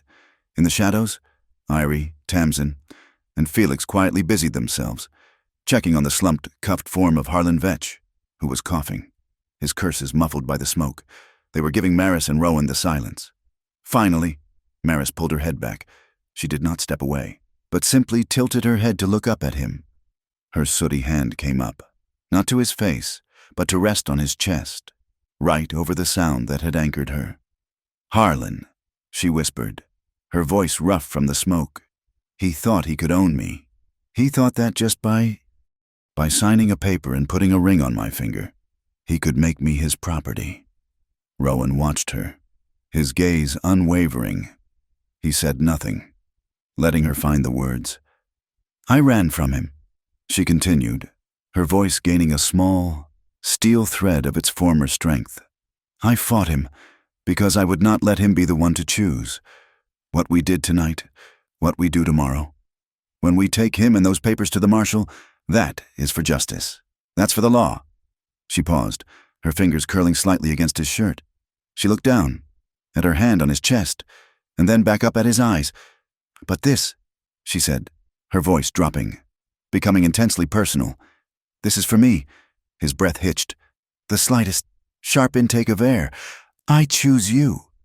"Rowan," she said, the words clear, simple, and absolute. "Not because you saved me, not because I owe you a debt, not for any reason but one." She took a shaky breath. "I choose you because I want to." The words, a declaration not of love but of something far more powerful in that moment of agency, hung in the air between them. He had told her, in the cave, that the choice was hers, and this was her choice. He leaned down, his movement slow, deliberate, giving her every second to turn away. She did not. She rose on her toes to meet him. The second kiss was nothing like the first. The kiss in the cave had been a question, a desperate spark of hope in the dark. This was an answer. It was slow. It was a vow. His lips were chapped and tasted of smoke, but they were gentle. His hand left her back and came up to cup her cheek, his calloused thumb brushing a streak of soot from her skin. Her hand slid from his chest to the back of his neck, her fingers tangling in his damp, thick hair, pulling him closer. It was not a kiss of passion, but of profound recognition. It was a long, deep, and healing affirmation that they were both still here, that they had survived, that they had found something true in the middle of the wreckage. Their breath mingled, each of them breathing in the other, a shared exhaustion, a shared future. The world, the burned barn, the cuffed prisoner, the coming dawn, it all fell away, leaving only this, the solid touch of his hand on her face, the simple, claiming pressure of her fingers in his hair. It was a quiet, private, and complete moment. The kiss finally broke, but they did not part. They rested their foreheads together, just as they had in the cave, their eyes closed, breathing the same air. A small, shared smile touched both their lips. From the other side of the barn, near the shattered main door, came a distinct, stage whisper. "Eerie," Tamsin said, her voice full of exhausted mischief. I think you and Felix should go check on the horses. Make sure they didn't scatter too far in the panic." Irie, catching her meaning, played along, her voice carrying in the quiet, smoky air. "But what about him?" She nodded toward Vetch. "Oh, I think Rowan has him covered," Tamsin said, a little too loudly. "Go on, take your time. Maybe lock the side door on your way out. Just to be safe, give them, a little air." A small, genuine laugh bubbled up in Maris's throat. It was a rusty, unused sound, but it was real. She buried her face in Rowan's shoulder, the laugh shaking her. Rowan chuckled, the sound a low, warm rumble in his chest. He felt her laughter, felt the release of tension in her, and he held her for a moment longer. Eerie, Tamsin, and Felix made a quiet, shuffling exit, their movements tactful. The small side door clicked shut, the bar dropping into place. They were alone. The atmosphere in the barn shifted again. The lightheartedness faded, replaced by the charge of the kiss, the sudden, profound privacy. Rowan pulled back, his hands moving from her face to rest on her shoulders. He looked down at her, his gaze warm, full of the promise of that kiss. But it was also full of that deep, bone-weary respect. He saw the exhaustion in her eyes, the singed edges of the tattered wedding dress, the faint tremor that still lived in her hands. He brought one hand up, not to pull her into another kiss, but to gently brush her tangled, smoky hair back from her forehead. "We have a lifetime to learn each other." "Maris," he said, his voice low and rough with an emotion she had not heard before. Tomorrow is going to be another long day. We still have to get him to Copperbriar. We still have to make this stick." He smiled, a slow, tired smile that, for the first time, truly reached his eyes, erasing the ghosts of Salt Widow Pass. "For tonight," he said, "just sitting here, next to you, knowing you're safe, that's enough." He paused, his thumb brushing her temple. "That's more than enough." He took her hand, the one that had held the knife, the one that had thrown the water and led her to the massive, shattered opening where the main doors had been. The night air was cool, and it slowly began to wash the choking smell of smoke from the air. They sat down together on the threshold, their legs dangling, looking out. The moon was high, and the sky, now clear of the day's dust, was a vast, deep carpet of stars. As they watched, a single meteor streaked across the dark, silent spine of Elkbone Ridge, a silver scar of light, a falling promise. They sat in a comfortable, healing silence for a long time, not needing to speak. His hand found hers in the darkness, their fingers interlaced, a firm, warm clasp. It was not a gesture of passion, it was a contract, a real one, made of survival, trust, and choice. Maris leaned her head on his shoulder, the canvas of his coat rough against her cheek. This time, it was not the desperate gesture of a refugee seeking an anchor. It was the simple, profound gesture of a woman who was home. She looked at the stars, then at their class Tamsin, and Felix quietly busied themselves, checking on the slumped, cuffed form of Harlan Vetch, who was coughing, his curses muffled by the smoke. They were giving Maris and Rowan the silence. Finally. Maris pulled her head back. She did not step away, but simply tilted her head to look up at him. Her sooty hand came up, not to his face, but to rest on his chest, right over the sound that had anchored her. "Harlan," she whispered, her voice rough from the smoke. "He thought he could own me. He thought that just by signing a paper and putting a ring on my finger, he could make me his property." Rowan watched her, his gaze unwavering. He said nothing, letting her find the words. "I ran from him," she continued. her voice gaining a small, steel thread of its former strength. I fought him. Because I would not let him be the one to choose what we did tonight, what we do tomorrow. When we take him and those papers to the marshal, that is for justice. That's for the law. She paused, her fingers curling slightly against his shirt. She looked down, at her hand on his chest, and then back up at his eyes. But this, she said, her voice dropping, becoming intensely personal. This is for me. His breath hitched, the slightest, sharp intake of air. I choose you, Rowan, she said, the words clear, simple, and absolute. Not because you saved me, not because I owe you a debt, not for any reason but one. She took a shaky breath. I choose you because I want to. The words, a declaration not of love but of something far more powerful in that moment of agency, hung in the air between them. He had told her, in the cave, that the choice was hers, and this was her choice. He leaned down, his movement slow, deliberate, giving her every second to turn away. She did not. She rose on her toes to meet him. The second kiss was nothing like the first. The kiss in the cave had been a question, a desperate spark of hope in the dark. This was an answer. It was slow.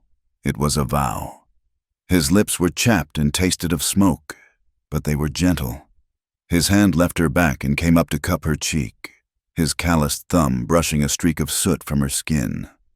Her hand slid from his chest to the back of his neck, her fingers tangling in his damp, thick hair, pulling him closer.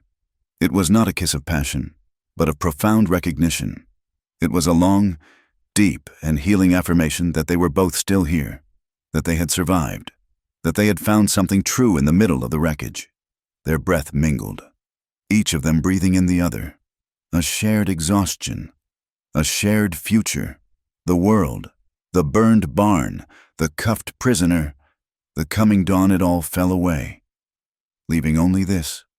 The solid touch of his hand on her face, the simple, claiming pressure of her fingers in his hair. It was a quiet, private, and complete moment. The kiss finally broke, but they did not part. They rested their foreheads together, just as they had in the cave, their eyes closed, breathing the same air. A small, shared smile touched both their lips. From the other side of the barn, near the shattered main door, came a distinct stage whisper. Eerie, Tamsin said, her voice full of exhausted mischief. I think you and Felix should go check on the horses. Make sure they didn't scatter too far in the panic. Eerie, catching her meaning, played along, her voice carrying in the quiet, smoky air. But what about him? She nodded toward Vetch. Oh, I think Rowan has him covered, Tamsin said, a little too loudly. Go on. Take your time. Maybe lock the side door on your way out, just to be safe. Give them, a little air. A small, genuine laugh bubbled up in Maris's throat. It was a rusty, unused sound, but it was real. She buried her face in Rowan's shoulder, the laugh shaking her. Rowan chuckled, the sound a low, warm rumble in his chest. He felt her laughter, felt the release of tension in her, and he held her for a moment longer. Eerie, Tamsin, and Felix made a quiet, shuffling exit, their movements tactful. The small side door clicked shut, the bar dropping into place. They were alone. The atmosphere in the barn shifted again. The lightheartedness faded, replaced by the charge of the kiss, the sudden, profound privacy. Rowan pulled back, his hands moving from her face to rest on her shoulders. He looked down at her, his gaze warm, full of the promise of that kiss. But it was also full of that deep, bone-weary respect. He saw the exhaustion in her eyes, the singed edges of the tattered wedding dress, the faint tremor that still lived in her hands. He brought one hand up, not to pull her into another kiss, but to gently brush her tangled, smoky hair back from her forehead. We have a lifetime to learn each other. Maris, he said, his voice low and rough with an emotion she had not heard before. Tomorrow is going to be another long day. We still have to get him to Copper Briar. We still have to make this stick." He smiled, a slow, tired smile that, for the first time, truly reached his eyes, erasing the ghosts of Salt Widow Pass. "For tonight," he said, "just sitting here, next to you, knowing you're safe, that's enough." He paused, his thumb brushing her temple. "That's more than enough." He took her hand, the one that had held the knife, the one that had thrown the water and led her to the massive, shattered opening where the main doors had been. The night air was cool, and it slowly began to wash the choking smell of smoke from the air. They sat down together on the threshold, their legs dangling, looking out. The moon was high, and the sky, now clear of the day's dust, was a vast, deep carpet of stars. As they watched, a single meteor streaked across the dark, silent spine of Elk Bone Ridge, a silver scar of light, a falling promise. They sat in a comfortable, healing silence for a long time, not needing to speak. His hand found hers in the darkness, their fingers interlaced, a firm, warm clasp. It was not a gesture of passion. It was a contract, a real one, made of survival, trust, and choice. Maris leaned her head on his shoulder, the canvas of his coat rough against her cheek. This time, it was not the desperate gesture of a refugee seeking an anchor. It was the simple, profound gesture of a woman who was home. She looked at the stars, then at their clasped hands. "Tomorrow," she whispered, the words spoken only to him. "There's no more wedding dress." She turned her head, her cheek brushing the rough canvas of his coat. "Just us and the justice papers." He squeezed her hand, his answer a simple, solid pressure that said everything. "Ped hands." "Tomorrow," she whispered, the words spoken only to him. "There's no more wedding dress." She turned her head, her cheek brushing the rough canvas of his coat. "Just us and the justice papers." He squeezed her hand, his answer a simple, solid pressure that said everything. The morning broke cold and sharp, the sky scrubbed clean by the night wind. The smell of charred, wet wood hung over the hollow spur ranch like a shroud. Inside the barn, Harlan Vetch was slumped against the post, his wrists raw from the cuffs.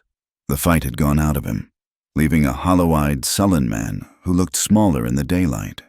Maris and Rowan, stiff and sore, stood at the open threshold where they had sat all night. They watched as Kiona and her two riders approached, their horses moving with a silent, deliberate pace. They were not a posse. They were an escort.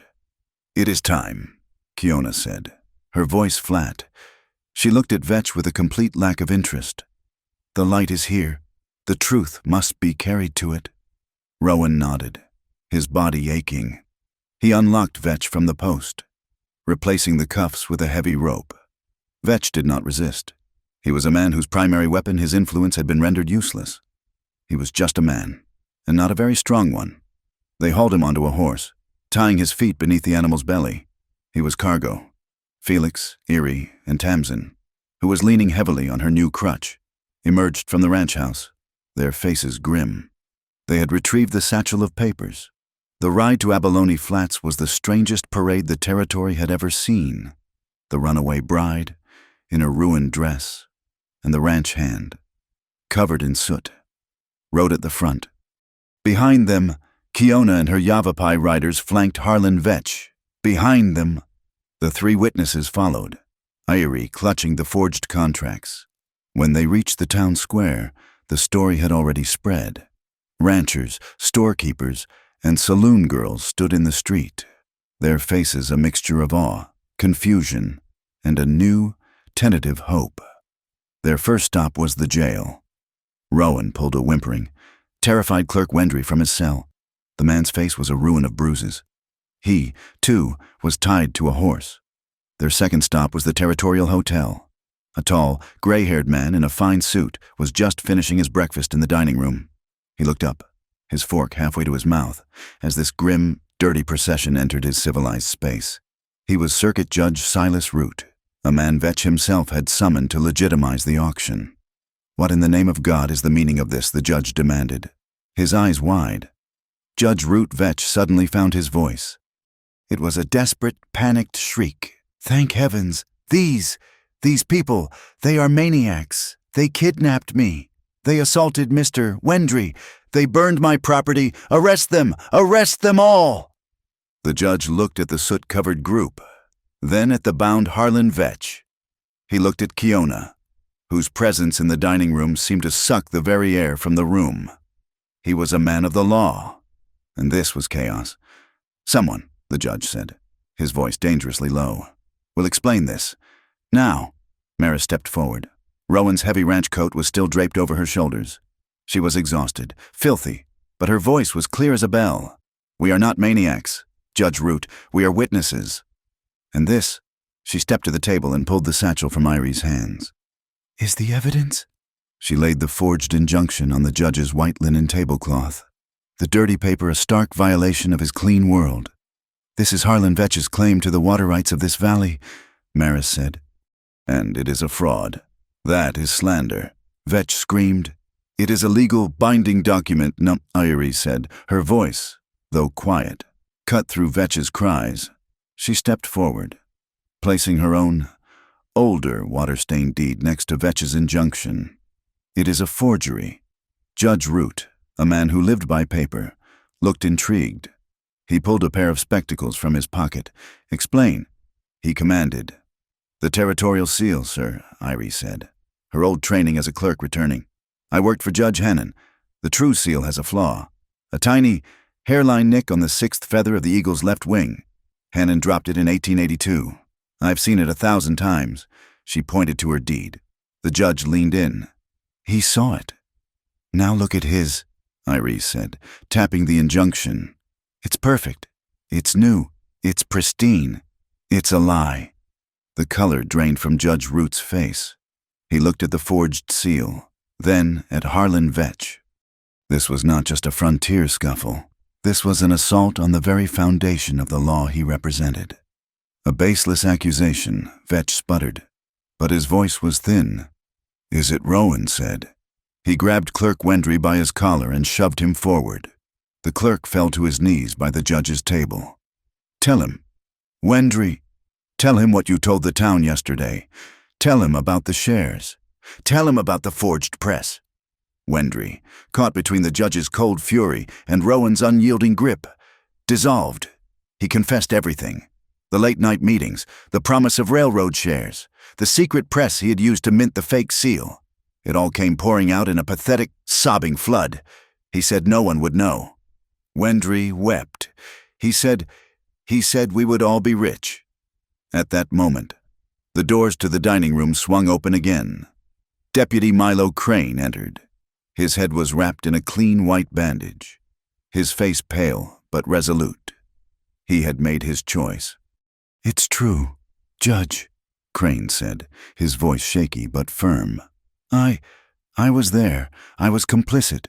I took Vetch's money, but yesterday, in the square, he attempted to murder Miss Quayle in front of 50 people.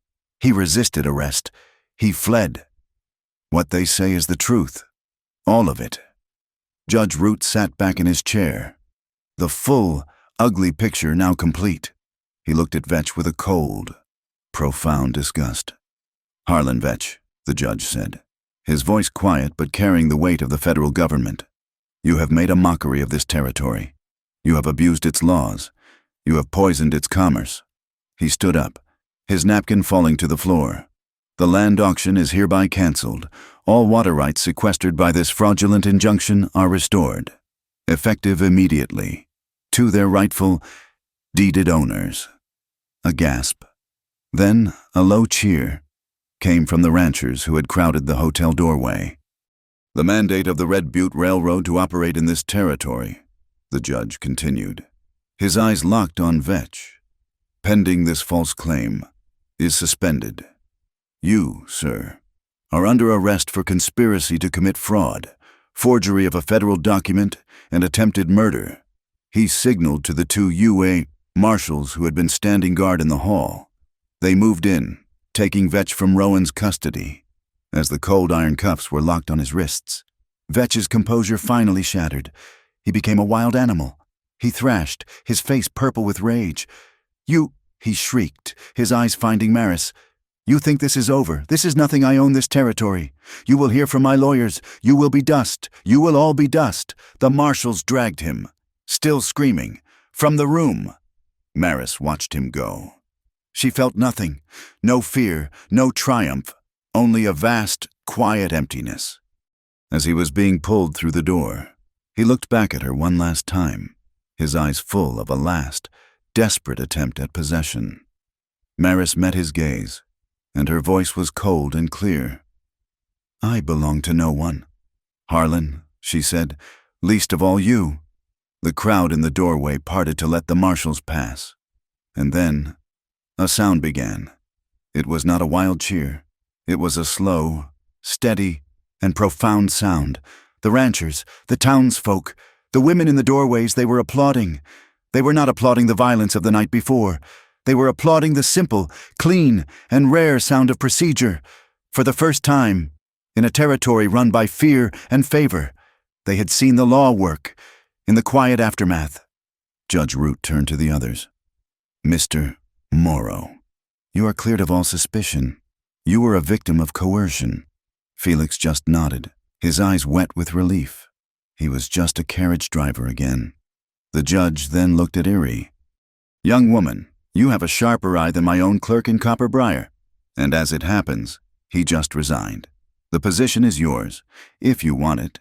Erie, who had been a terrified clerk, then a refugee, stood tall. She knew the fear of the seal, which meant she knew its power. "I accept." "Your Honor." Tamsin, leaning on her crutch, was beaming. With Vetch gone, Abalone Flats was no longer a prison. "I'm not going back east," she announced to Maris. "I'm staying. This town needs a decent place to meet, one that doesn't smell of whiskey and fear." She smiled. "I'm opening a bakery, the Quail and Kettle. It would be a new center for the town, a place built on flour and honest news."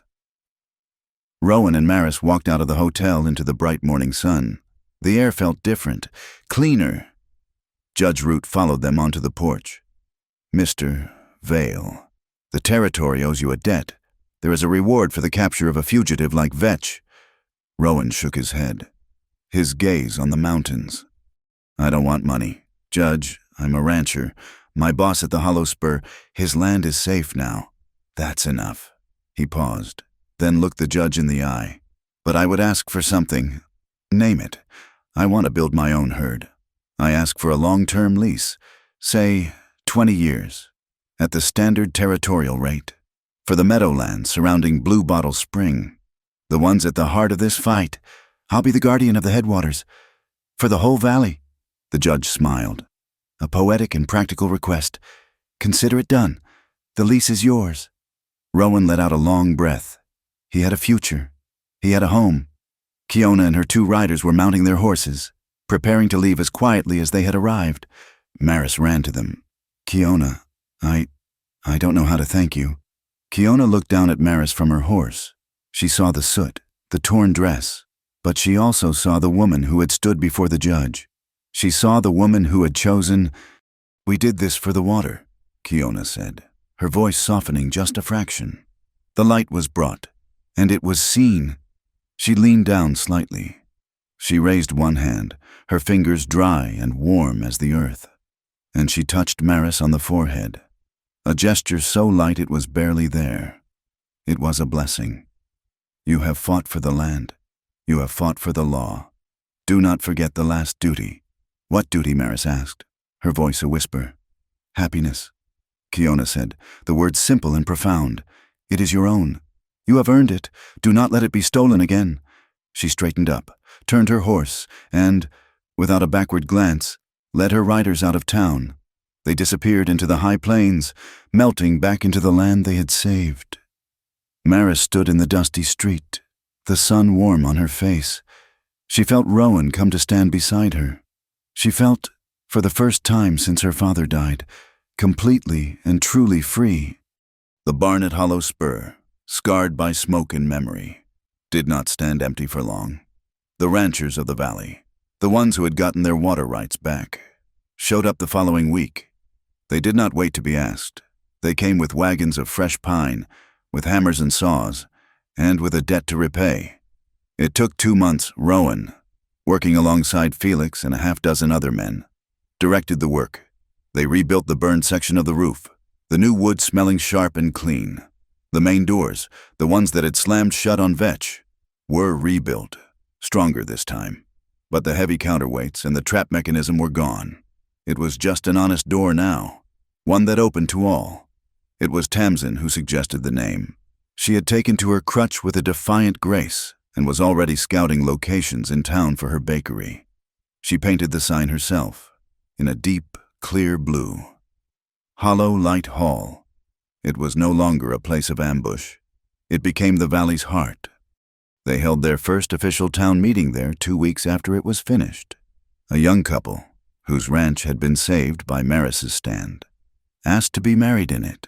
On Sunday afternoons, Felix, who had a deft hand with a banjo, would sit on the repaired porch and play, the music drifting over the fields, bright and hopeful.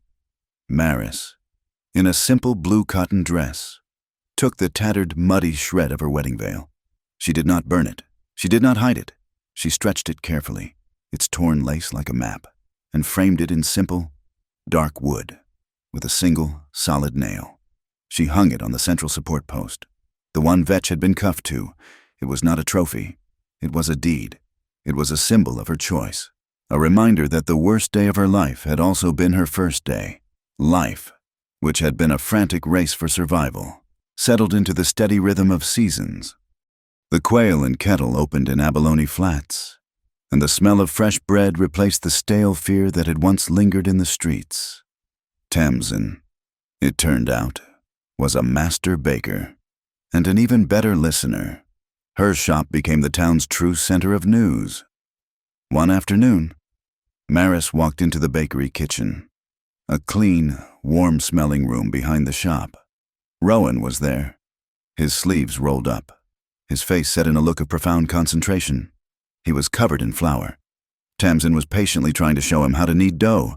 His large, calloused hands, so sure with a rope or a rifle, were clumsy and awkward with the soft, pliable dough.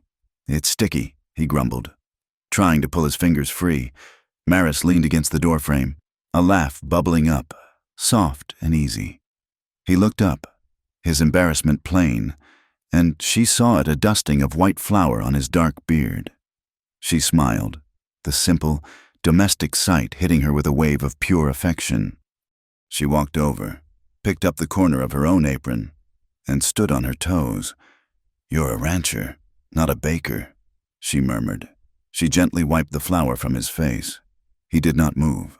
His hands, still covered in sticky dough, came up and settled on her waist, holding her there. He leaned down, and she met him. A soft, flowery kiss that tasted of sugar and yeast. It was the quiet, simple work of building a life, of smoothing over the old, hard scars. The days grew hotter as summer settled into the valley. One afternoon, Maris was in the Hollow Light Hall, sweeping the floor. The wide doors were open, letting in the heat and the sweet, dry smell of the high plains. From the town, the faint, distant sound of Felix's banjo drifted on the breeze, a slow, simple waltz. Rowan had been mending a bridle in the shade of the porch. He watched her for a moment, the rhythm of her sweeping, the way the sunlight from the high slats caught the loose strands of her hair. He set the leatherwork aside. He walked into the barn, his boot steps echoing on the wood. He did not speak. He just held out his hand. Maris looked at his scarred palm, the hand that had first bandaged her sister, the hand that had held hers in the dark. She smiled and placed her own in it. He drew her to the center of the floor, to a spot where the sun, pouring through the repaired roof, pooled in a perfect golden circle. There, in the middle of the empty hall, they danced. It was a slow, shuffling waltz, awkward and unrehearsed. He was in his work boots, and she in her apron. But it did not matter. His hand rested on the small of her back, a solid, warm pressure. Her hand rested on his broad shoulder. They moved as one, their breathing falling into the same easy rhythm. He leaned his forehead down to rest against hers. She closed her eyes. It was not a dance. It was an agreement. It was a silent, shared acknowledgement of their peace. This, here, was the thing they had nearly died for. The world outside the barn faded, leaving only the two of them, holding each other upright in a pillar of warm, dusty light. The future, which had once been a terrifying, blank horizon, began to take shape. A letter arrived from Copperbriar, carried by the new stage line, driven by Felix himself. It was from Erie. Her handwriting was sharp, confident. The letter confirmed that Harlan Vetch had been convicted and sentenced to 30 years in the territorial prison. But there was more. Clerk Wendry, Erie wrote, facing his own sentence, has begun to cooperate fully. He has named 3 other men, Vetch's Eastern partners in the railroad syndicate, the ones who supplied the forged press and the dark money. Judge Root is issuing federal warrants. It seems, my friends, this conspiracy is deeper than any of us knew. Maris folded the letter. Vetch was gone, but the shadow of the railroad remained. The fight was not over. Milo Crane, his ear now a neat, healed scar, had formally applied for the position of territorial sheriff. He had been given the post, on probation. His first official act was to ride to the Hollow Spur. He did not ask to speak to Rowan. He asked for Maris. "Ma'am," he said, standing hat in hand on her porch, "I let this town down. I let the law down. I was ignorant, and I was a coward." He met her eyes. "I've asked the judge to appoint you as a community advisor on land deeds. I want you to sit with me, once a month, and review every new claim. The people trust you, and I need to learn how to read the seals." Maris, seeing the genuine, hard-won humility in his eyes, accepted. A week later, Erie herself rode in. She was no longer a frightened refugee. She wore a smart traveling suit, her face full of purpose. She came to the Sunday meeting at the hall. "The railroad is not defeated," she announced to the assembled ranchers. "They are just rerouted. The syndicate is pushing a new line through the southern pass, and they still need water." A murmur of old fear went through the crowd. Rowan, who had been leaning against the back wall, stepped forward. "Good," he said, his voice carrying in the quiet hall. Everyone turned to him. "They need water," Rowan continued. "And we have it. The Blue Bottle Spring, the chug water. It's ours, and it's protected." He looked at the faces of his neighbors.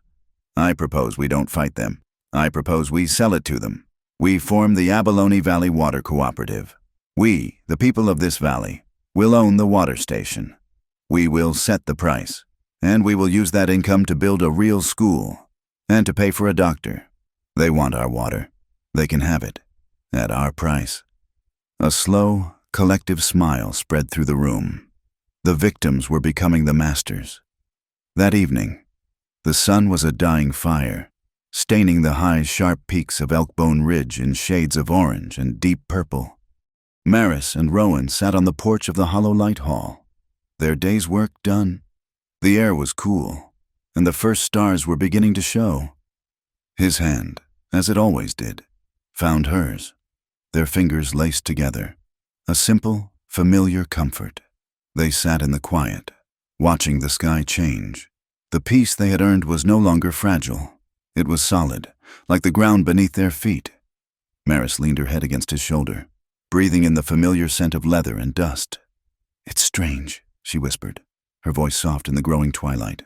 "For so long, the only thing I felt was fear. Fear of Vetch, fear of ruin, fear of what was waiting in the dark." He squeezed her hand, his answer a simple, solid pressure. She turned her head, her cheek brushing the rough canvas of his coat. She looked at his strong profile, silhouetted against the last light. "If one day," she said, "someone asks me what I'm afraid of now, I think I'll tell them the truth." "And what's that?" he asked, his voice a low rumble. "I'm afraid of forgetting," she whispered. "I'm afraid of forgetting that I chose this happiness." He turned and kissed her forehead, a long, quiet promise in the dusk. Far off from the lights of the town, the sound of Felix's banjo started up, a bright, hopeful tune against the vast, coming night. Thank you for listening to this story. We would love to know where in the world you are listening from. So please leave a comment below and share your thoughts. Do not forget to subscribe to Wild West Stories 1850 like this video. And give us a little extra support by hitting that hype button to help this story be heard by more people.